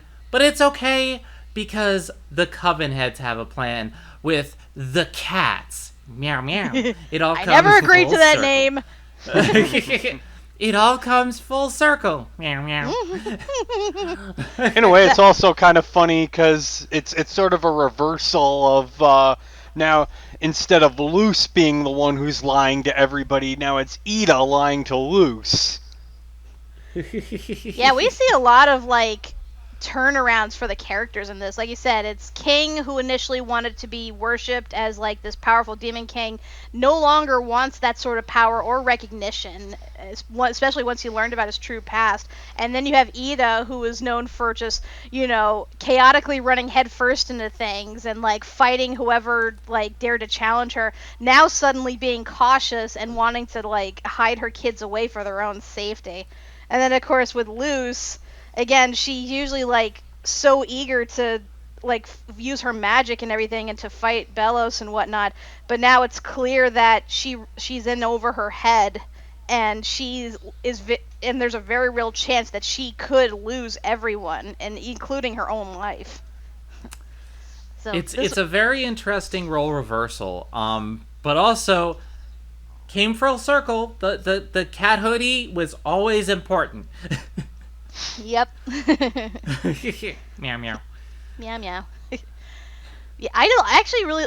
My favorite part of this actually was Luce fighting Ida, because I didn't think we'd ever actually get that, but it was interesting to see, especially since Luce is now a lot more well versed in how to use her glyphs, and Ida has now gained control over her heartbeat mode. And granted, it's true, Ida was still technically holding back because of Luce, but it was cool to see them like fight each other now that they were in like their new like power modes. Like that was really cool. Yeah, like they've grown so much, and their relationship now, it's like, hey, you're my cool aunt, but I'm gonna fight you, instead of like a mentor. And I love Ida's harpy form too. Like I'm just like, yeah, come on, harpy form, harpy. And like the last bit of info with this is that Ida managed to salvage the Talisman wood, because the Emperor's Coven had taken like everything from her house, like everything, including King's plushie. I'm like, oh, that's not fair. Poor baby. Francois. I love how they're still traumatized from the last time they attacked the house from Hootie. Yeah. But in this case, she was able to salvage it, so that means Luz actually can now begin carving her talisman with Ida's help. Of course, we find out in the next episode what she carves, so that doesn't fully answer our questions as to what it is, but we'll get to that. So the next episode after that is Clouds on the Horizon. So part one of the 2-part finale. And this one, again, so much shit. So much shit. Yeah, the cats have, gotten together. They have this plan in place for how to interrupt the spell, and that includes basically disguising Ida as Rain and using her curse in order to basically infect the spell and make it so that nobody would be drained, and that in itself would actually destroy the spell. So good plan there. Unfortunately, a few hiccups along the way, one of which is Amity's mom, because she has been, giving weapons to Bellows, stronger and stronger abomination creatures and whatnot, and she's basically keeping her family under lock and key, because they too realize what's going on and they want to stop it. And this also leads to a sort of divide between her and Alador, in which we see that, their relationship is not healthy, not in the slightest. And Alador is finally starting to wake up and smell the roses on just what the hell is going on with this whole Day of Unity thing. And meanwhile, at the same time, Luce manages to meet up with Willow, Gus, and Hunter, and now they're trying to free Amity and her siblings, and basically trying to get what they need in order to take down Bellows. So yeah, like I said, a lot's going on that I'm leaving out, but dear God, so much. But this is a big episode. I think the first thing I want to talk about is that the bitch knew all along what the Day of Unity was. Amity's mother knew and still helped Bellows. Because, she can see the future, and she still helped him. God. I do not understand that in the least. I get it, people who are part of the Oracle Coven, have clairvoyancy and can sort of see the future. So you would think, with that power, she would see that Bellows' plans to kill everyone. But I'm does she really think that he's gonna spare them by virtue of associating with them? Does she see that in her future, or does she just assume that? That drove me up the wall. What I think is she's probably planning to double-cross him. She's just using him as a stepping stone, like she uses everyone else. And it's it's the fuck you, I got mine mentality. I'm gonna manipulate everything until I have this. And it's just, I hate her so much. I legit, screw her. Screw you, I'm going home. The other thing is, Amity and Luz kiss on the lips. And it's the best thing ever. Yes. Finally! Oh my God. Crikey. I'm like, how much of Steve Irwin did you watch to suddenly blurt out that line? That was adorable, don't get me wrong, and I love the animation for that scene. It was so fluid and so pretty. It was perfect. I loved it. You're gonna love Terrace's trademark there. Oh yeah. Yep. And it was good to see too Alador finally turning heel and telling his wife to go fuck herself, and basically going all out and helping his children escape. Because, again, we know he's a powerful, abomination user. It was good to finally see him exercise those powers outside of his machine. There was a point I thought he had been turned into, a mouse or something, because they hinted I thought that too! I didn't think he got turned into a mouse. I thought, he, spawned something or whatever. He maybe experimented and, his DNA got into it or something. So he, spawned, a mouse child or, a mouse clone. That was, so fucking random, but it was funny, though.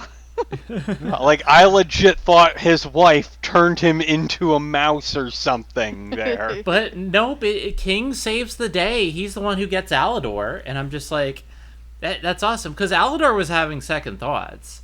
Mm-hmm. Well, I mean, obviously, because he didn't even know what these robots are for, ultimately. I mean, if the Day of Unity was about them becoming one with the Titan, what do they need all the armed muscle for? Not to mention the fact that, again, the kids are trying to, like, tell him what's going on, and his wife's just locking them away, telling them to, shut up and behave. Mm-hmm. Like, I will say, though, like, I am glad of, like, this one bit, because when she finds out that Amity and Luce are dating, and she disapproves, but not because, they're both girls. She disapproves because Luce is a criminal. And I feel like that's important because I know it'd be a really easy thing to make her homophobic, but I'm glad that they went more for, like, the logical aspect of, she doesn't want her daughter dating a criminal.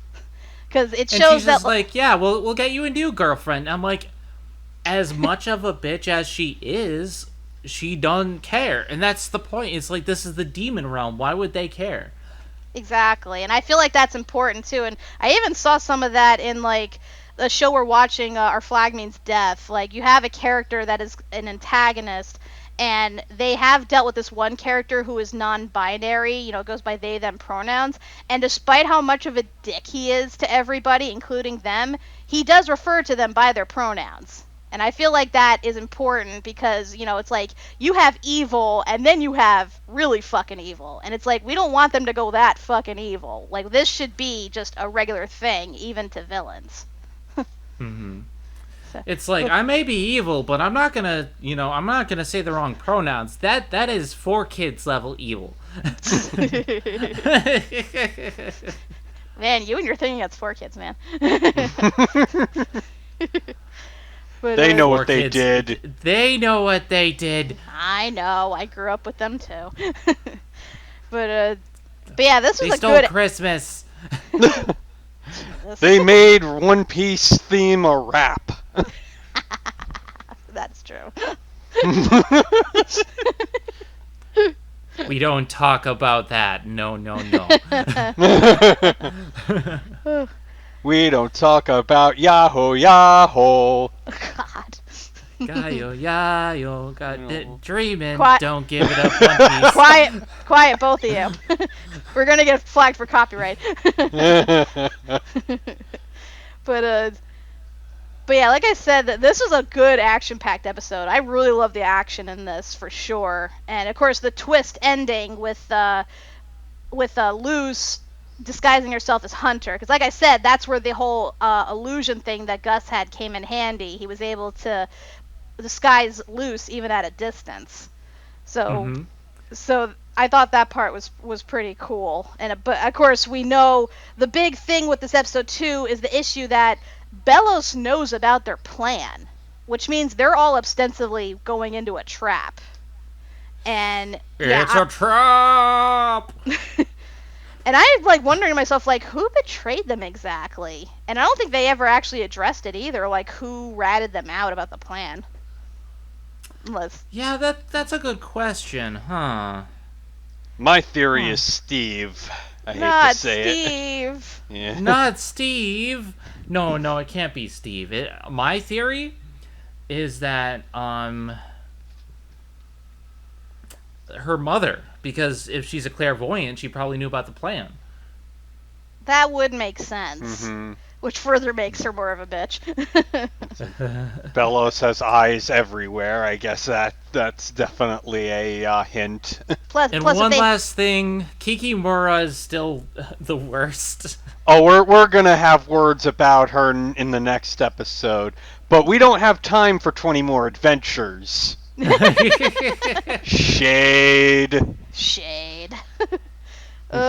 Which now leads to the final episode, the big finale, where all the amalgamations of everything in this episode led up to King's Tide. Oh my god, this episode. Like, this King's Tide for Owl House is what True Colors is for Amphibia. This is where all the shit happens. And granted, it's not as shocking, but it's still shocking. Yeah, so of course... I mean, it's not the official end, so yeah, but, like, still. Yeah, it's still a big lead-up of everything. So, of course, last we saw, Luce was being taken by Hikimura to Emperor Bellows, who was expecting her. And his whole thing... It seems I've been expected! Clearly. I'm completely useless now. So, Yeah, as we mentioned, Bellos knows what's going on, so he's already planned for that. He plans to have Ida/Rain switched out in terms of placement, so that way they are in between the other two Coven heads, not the two that they're working with. So while the plan does start to go off like rather well at first, it quickly gets fixed, and pretty much everything descends into chaos from there. We see the kids and Alador trying to fight off all of like the soldiers, trying desperately to get to the palace to save Luce. We see Ida trying to like convince the Coven heads to stop what they're doing because they're starting to kill everyone through the draining spell. And then of course we see Bellows go full on like gross monster ape shit toward Luce. Because even though he hates Luce, even though he believes she should be destroyed, she's still a human, and he's still willing to bring her back to the human world with him because he's all for helping other humans. And that's what ultimately leads to his downfall, because Luce pulls a fast one and gets a sigil put on him, which ends up draining him too. And again, he descends into like his like what I'm trying to think what best to call it. A chaos form. I guess. I can't think of his name right now. From Batman, the Batman villain, Clayface. Yeah. Clayface. Yeah. He goes into Clayface form, and he just woof. He is terrifying. But yeah, the whole big thing is that once Bellows gets the spell started, and the Collector wants to be let out, because that was their whole deal. The Collector grants Bellows magic, gives him the knowledge and the info on how to create the draining spell, as well as how to use the portal to get home, and in exchange, Bellows helps him escape from that other realm. Because it turns out that he is actually being trapped inside that weird, like, mirror dimension Luce went into in yesterday's In live. a beast ball. Yeah. So, but of course, this is Bellows. He betrays him and, like, discards the mirror that he's trapped in. And this is what leads up to the big finale, because King had been wondering this whole time what his purpose and everything is. Like, how can he help, especially with his newfound Titan heritage? Well, it turns out he was actually the key to this all along, because through his influence and through a deal he makes with the Collector to save everyone, he ends up freeing the Collector by use of his Titan blood. And that's what causes the Collector to infiltrate the Boiling Isles, kill Bellows, and basically rearrange the cosmos. So, yeah, this was... this was basically Gravity Falls when Bill was unleashed. So, what do you think, Zen? Where do I begin? This was crazy. Like, this was a huge battle, a lot going on. I wasn't sure what was going to happen, and then they have the Collector come out, and the thing with the Collector is that he's like childly, or they're childly innocent, but because they think it's all just like a game, and he wants to play tag, and he tags Bellows, and poof. Did I not say he would make Bellows irrelevant? And then the Collector's just like, no, King's just like, hey, let's play Owl House. Come on, let's play Owl House. It's a good game, but we need lots of people. They need to survive. He's like, fine, and stops the draining spell, like, poof. And, like, I want to know more about the Collector. I want to know what his deal is. That's part of why I hate that Season 3 was shortened, is because they set up so much that good that Collector could do, and if he's this powerful... Maybe they don't take him down by, like, fighting him. Maybe they take him down by befriending him, and maybe he could bring back the Titans. We don't know, and, like, there's a lot of, like, theories and questions, and when they get trapped on the other side of the door, because King pushes them through the door, and a piece of Bellows closes it. So I don't think Bellows is dead. But, like there's a lot of, like, little things, and... Now we have Luce's with her girlfriend, but they're stuck in the human realm. And it's like you have a whole bunch of people. It's like, hi, Mom. We need a place to crash. Oh, yeah, and by the way... words. Nah. By the way, in the last few seconds of the episode, they further prove that Amphibia and Owl House take place in the same universe. Crossover, because they have... I noticed that, because you had mentioned that, like, Amphibia is mentioned in the finale, and I was looking, I saw the picture, I'm like, oh, girl missing. Yep. Turns out to be a hoax. Which means these events technically take place after that happened. Mm-hmm. But I mean, it's possible it could take place at the same time, considering that Amphibia, like in the human world, it takes place in California, whereas Owl House takes place in regards to the human world in Connecticut. So this could go at the same time and not interfere with each other. But yeah, a few things I wanted to like note too.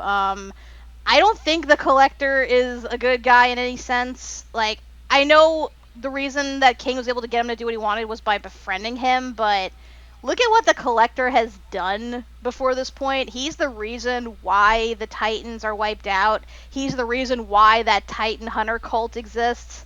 He's the reason why the Owl Beast got cursed into, like, that actual, like, embodiment of a curse. And by virtue, he's the reason why Ida herself is cursed. And then we know that, like, and we heard that King's dad had hidden him from the Collector, because that's why he had that symbol on the side of the tower, and why when King etched it into his collar, the Collector couldn't see him. So King's dad was hiding him for a reason, and it's given how powerful this kid is, like, he can move the moon just with a flick of his finger. Like, whatever he has in store can't be good. And like I said, he's ultimately the Bill Cipher of this show, and I feel like it's gonna be the same concept. They're gonna have to go through like huge, like, magical cosmic means just to take him out, because even if they try to befriend him, like, do you really think anyone would risk their safety to befriend that? Someone who could, like, flick them into oblivion? I don't know, it worked for Discord. Yeah, but Discord is like a different thing, though. Like, I mean, yeah, he's a childish, innocent person. I think Discord was just all about the fun of it. You gotta teach them values. Teach your kids.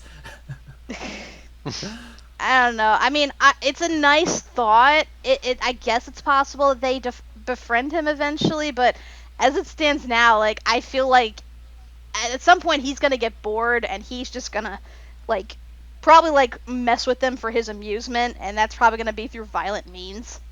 So, I don't know. I just don't have a good vibe about this kid. But I just want to know why he hunted the Titans, because that's, like, the big thing. I'm questioning, like, why is he called the Collector? Why did he hunt the Titans? Like, is it because he's bored? How did he get trapped in that dimension? Why? Like, this... I have questions. I mean, clearly, I can't say the full thing of why he was the deity for the hunters, but clearly it had to be some sort of game to him that they were hunting Titans, so he kind of probably encouraged them to do it. And then, King's father was likely the one that sealed him away, but died in the process. I mean, the Titans must have had some magic, considering their blood alone is able to transcend dimensions. So I would buy that he was the one to do that. Plus, if referring back to a theory we've had before, think of the Bat Queen. She herself is a talisman, and a huge one at that. That means whoever owned her must have been a giant, and the biggest giants we know are the Titans. So it's very possible the Titan did have his own magic and is the one who sealed the Collector away. You would think, though, I is Bat Queen, I is talisman. You would think, though, then if that were the case, I may have to throw out that theory, because wouldn't she have recognized King as a young Titan? Not Theoretically. necessarily, like, because think about it. If she was carved when the Titan was around, she would think, like, Titan big, instead of, like, what King is.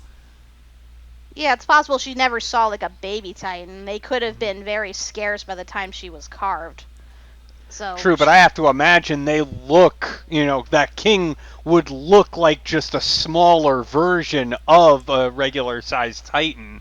But if that were the case, then anybody in the Boiling Isles would have recognized him. Any of like the historians or people who've lived for centuries or whatever who have studied Titans, they would have recognized him as one. He would have someone would have told him about that a lot sooner. I just feel like nobody's ever seen like a Titan his size or that young before, so they just wouldn't know. Yeah, that's what it feels like, because otherwise, like, people have been living on the Boiling Isles for a very long time, so I gather that there hasn't been a living Titan in a long time. Mm-hmm. Yeah, like the only reason the hunters recognized him is because, they've actively been hunting them. They've collected their skulls and stuff. But even at first glance, they didn't even recognize him as a Titan because, again, he had like that masking spell, not to mention, they hadn't seen one in person for a long time. I just feel like maybe he still has a spell on him as well. Maybe he's like, his father purposely made him small to hide him. So maybe what King looks like isn't normal for a Titan.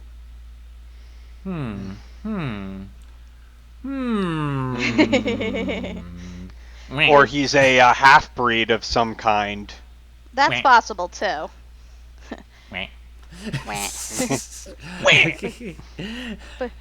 But also, you forgot to bring it up, but you mentioned earlier about certain thing that Bellows says when he sees Hunter.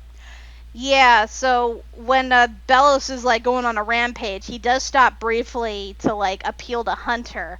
But when he spots Flapjack, he ends up angrily yelling the name Caleb. And keep in mind, that's the same name that Hunter used when he was like undercover at the school, which Flapjack suggested. Which means that there's a good chance that Bellows' brother, his real name was Caleb. Which, fills in another like gap in terms of that whole history. So, and another thing that happens is that Rain, before the spell can actually kill off Ida, cuts off Ida's arm. Well, rips it off more like, because she can do that. And so now, like, she's not restricted to magic, but she's armless, handless rather. Well, I mean, she could always remove her joints, apparently. Yeah, I mean, she can remove her head. Yep. Yeah, I think that was part of the curse, but yeah. Yes. Yeah. Yeah, I mean, she still obviously has the curse, I think, even with that one limb gone. It's just she's not being drained like the others because she no longer has a sigil. But I mean, it is going to end up coming in. It is going to end up coming into use though, because that means she's one of the few people left on the island that A, hasn't been drained, and B, she can do magic outside of normal means. She can still enter her harpy mode. She could still use glyphs.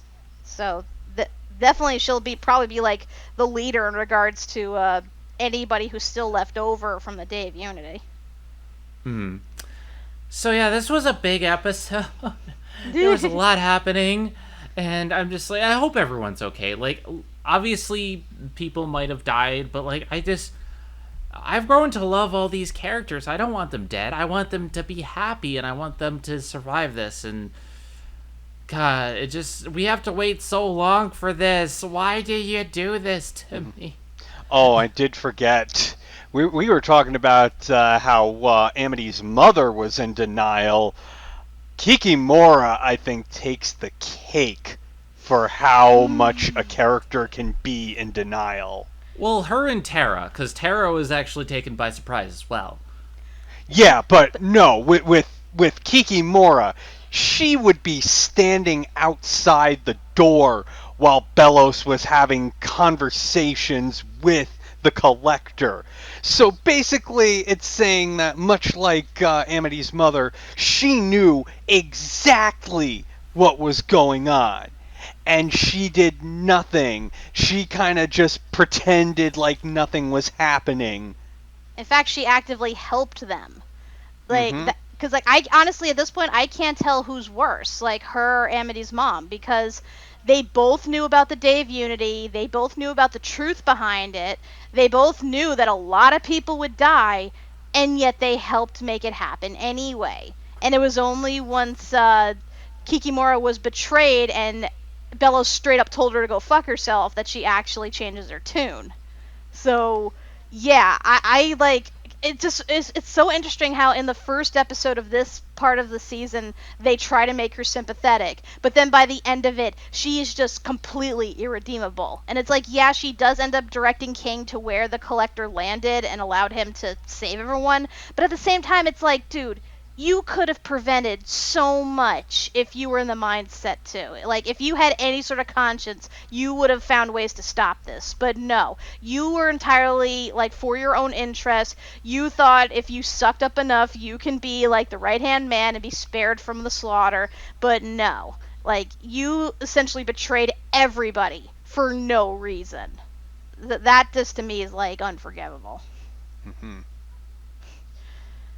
But yeah, so yeah, like I said, very intense way to end the season for sure. I mean, at least aside from Bellows, nobody actively died. At least I hope no one did. I don't think Bellows is dead. I have two theories, but we'll get to that. Yeah, I mean, even he's not fully dead, because we know that a piece of him dripped onto Hunter, went to the human world, and we know that his goo is sentient enough where he was able to close the door on his own. So He's only mostly dead. he's not quite dead. No one's ever really gone. That's for sure. So so we're left off on like a massive cliffhanger. There are so many unanswered questions, so many theories, and we still have no idea exactly when they intend to premiere season 3. All we know is that there are just 3 episodes and they're 45 minutes each, I believe. So they got to wrap up everything in just those 3 episodes, and I truly hope for their sake they're able to do so. Like, not that I'm going to judge them harshly given the circumstances they were put in, but I just hope that we are able to get at least somewhat satisfying answers to all our questions. And one thing I did want to mention, like, I said this in the last podcast, but they would, for each episode, they would put in a hidden word, like a translated word to decipher, and they end up spelling out like a sentence. The sentence for season 2 reads, "Seething seas and puppet strings, he no longer dreams of kings. As above rush darkness skies, as below his father lies." So it pretty much is like a foreshadowing as to what King goes through and the whole revelation of his origin, which honestly was the big thing about this season, among the many big things. So yeah, now with the whole recaps done, the last thing we'll do is just, I guess, throw out our biggest predictions and theories for what will happen. So, Doug, why don't you go first? Well, obviously, we still have the Palisman that Luce created to contend with. People have been speculating that it will be a snake. I can kind of buy that. Because right now it's just obviously, an egg. Yeah. It's a Pokémon. Obviously, King has to craft a viable Owl House game. That'll be fun. Yep. What you call it? I'm gonna go and say that the creative teams are gonna be like, fuck it, and do crossover, because that seems to be the only way that they're gonna get back into the demon realm. Given that, now Anne's back in California in the real world, and they'll probably seek her out, or perhaps even Gravity Falls could play into it. Obviously, Zen, you need to watch Amphibia like there's nobody's business. I do. It's next on my list. Yep. Although they told me not to watch it back-to-back with Owl House because of feelings. Yeah. I won't lie. Don't do that. I mean, when you get, like, it's going to be a while before you really get to the feels episodes, but we'll cross that bridge when we come to it. I need to catch up with Miss Marvel first. I only just got home. I'm probably going to spend today catching up with everything. I spent today cleaning house because these kitties, they weren't destructive, but they made it known that they wanted me to clean the litter box. So. And one more thing for certain, Luce has to convince her mother to let her go back to the demon realm because she made a promise, and yeah, it's gonna take convincing. True that. So what about you, Zen? What are your theories, predictions, and things you hope that will happen in the third season? I think that Luce's palisman is actually going to be like a butterfly, because it's kind of like a cocoon in a way. It'll grow up into be a gay lesbian butterfly.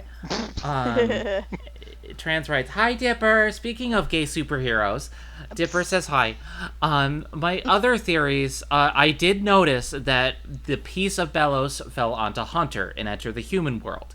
That's something I noticed, and we saw that it was sentient enough to close the door. So I think that Bellows is going to start to talk to Hunter and maybe try to influence Hunter, and we're going to have like knowledge passed from him about how to create a portal without the use of Titan blood. I think that it's going to end with a permanent portal to the human world, because this whole season and even season 1 was about trying to live in both worlds. And the thing is, now Luce finally has a reason. She wants to unite the worlds just to create peace and harmony. And I feel like her growth this season is like, she doesn't want to do magic just to do magic. She wants to make peace. And I think that'll be part of it. But also, like, we have to figure out what's going on with her and Amity. Are they all going to stay at her house? And a funny little tidbit, as soon as I finished the final episode in spoiler tags, me and a bunch of friends were talking on Linkara's Discord, and we were basically saying, like, okay, so this is what has probably happened afterwards. Like, Luz, all right, you and Amity cannot stay in the same room. It's like, I know you're not, like, the same gender, but I know what you two will get up to. It's like, Mom. Keep the door open. But yeah, like there's a lot at stake here. I have so many questions, and I'm wondering because like can witches do magic in the human world? We know that the glyphs don't work, but they can't. I'm just wondering. Because at the end of the first season, when Lilith chased Luce into the human world, Lilith couldn't use her magic and Luce couldn't use the glyphs. So none of their magic would be able to work there. Mm-hmm. Yeah, so it was like you said, I do agree with your theory. I do think they are going to find something in town that was particularly through Bellows in order to, like, create a new portal back there, because obviously there is magic in Luce's town, like by ways of the brothers, them following that witch, the fact that Ida was able to go back and forth there, the fact that she left magical items behind. Clearly there is a source of magic there. They just need to figure out how to activate it, and I think, like you said, that's where Bellows comes in. So either he's going to end up trying to sway Hunter, or maybe once he sees the human world, how much it's changed, how much people's mindsets have changed, he might actually finally come around to it, or at least begrudgingly, like, help them, because he realizes that there's nothing further for him in the human world. But we'll have to see about that. And as for my theories, yeah, like I said, this is probably going to be Weirmageddon all over again, just, with Owl House. And we have the Collector's the big baddie, and like I said, it's one of two ways. Either they're going to have to summon some really powerful forms of magic in order to A, destroy him, or at least banish him, or, they find a way to befriend him against all odds, either through King or through some other means. And of course, Luz is going to get her new talisman. King's going to have to probably find a way to go into Titan mode, which, he might be able to do through his father or something. Would you call that an attack on Titan? Get out! Yeah, God. I'm hoping we'll find out who Bat Queen's original master was, which I assume is the Titan, but we'll get confirmation on that. Find out if Steve survived. I hope Steve's okay. Poor Steve. I want to see more moments between Hunter and Willow, because already they're adorable with their interactions. Like, I'm not expecting like an Amity Luce type kiss, but I can dream. At least something in that regard. Oh, and Gus is in the human world. Oh yeah, and Gus is just gonna go like totally crazy because now he has access to all the human things. He's gonna be all like Mr. Weasley in that universe. And what else? And yeah, I just hope that they find a way so that Luce can go back and forth between the worlds with no issue. Because I've seen resolutions to other shows with how, this interdimensional thing is handled, and I haven't fully agreed with all of them. So it'll be interesting to see how Owl House tackles this. Because that's always an issue whenever you have, like, characters that travel between dimensions and they ultimately have to choose. It's like they either get all or nothing. So, again, I hope that they do find a way to resolve this, despite how little time they probably have to do so. Here's hoping. Mm-hmm. So, with that being said, this podcast now can finally come to an end. So, we at the time of this recording, we have no idea when the final season will premiere. Well, maybe somebody will correct me in the comments if they happen to get wind of said information. But I'm going to assume we're not going to see anything either till the end of the year or next year, the latest. That's just my prediction. But in the meantime, with that, we've finished Owl House so far, and God, we Ducktales and Owl House. We have nothing. We have nothing. You say that, but then we'll find the next big thing to obsess about. There's always something else. Don't worry. Mm-hmm. But yeah, I think we can safely wrap this up now. So thank you all for listening to us go on and on about this show. Like I said, it's honestly one of my favorite shows, and I'm sad that it's ending, but I'm hoping it'll have a proper conclusion, and I look forward to it. And, I look forward to when we do live reacts again to this, and I look forward to your reactions then when we get to this as well, because I'm sure this is going to blindside a lot of people. This is going to be great, and we're going to return for this for the final season. For now, I'm going to start working on watching Amphibia in my free time. We're probably going to work on, I think, what did we say was next? Lady and the Tramp or... Yeah, Lady and the Tramp for Disney Debate, and then Steven Universe for you and me. So okay, and that's the last season. So that's what we're going to be working on for our stuff, so we can finally kind of get our last remaining stuff for Steven Universe out the way. Oh, blah. So words. We can actually I can't. So we can get the last Steven Universe stuff out of the way, and then we can actually work on new stuff, because I want to work on finishing like putting a new title for In Retrospect, so we can cover other cartoons. And hey, we were talking about Star versus the Force of Evil.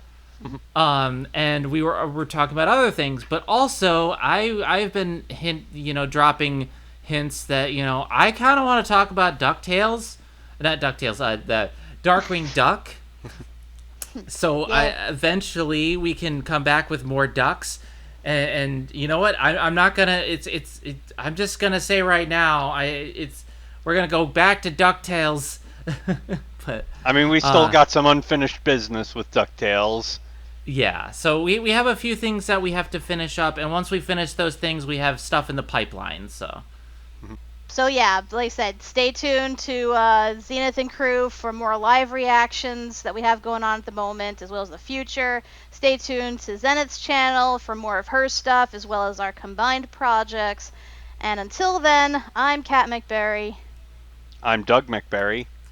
And I'm Zenith Warrior Princess, the cutest of ghost buns.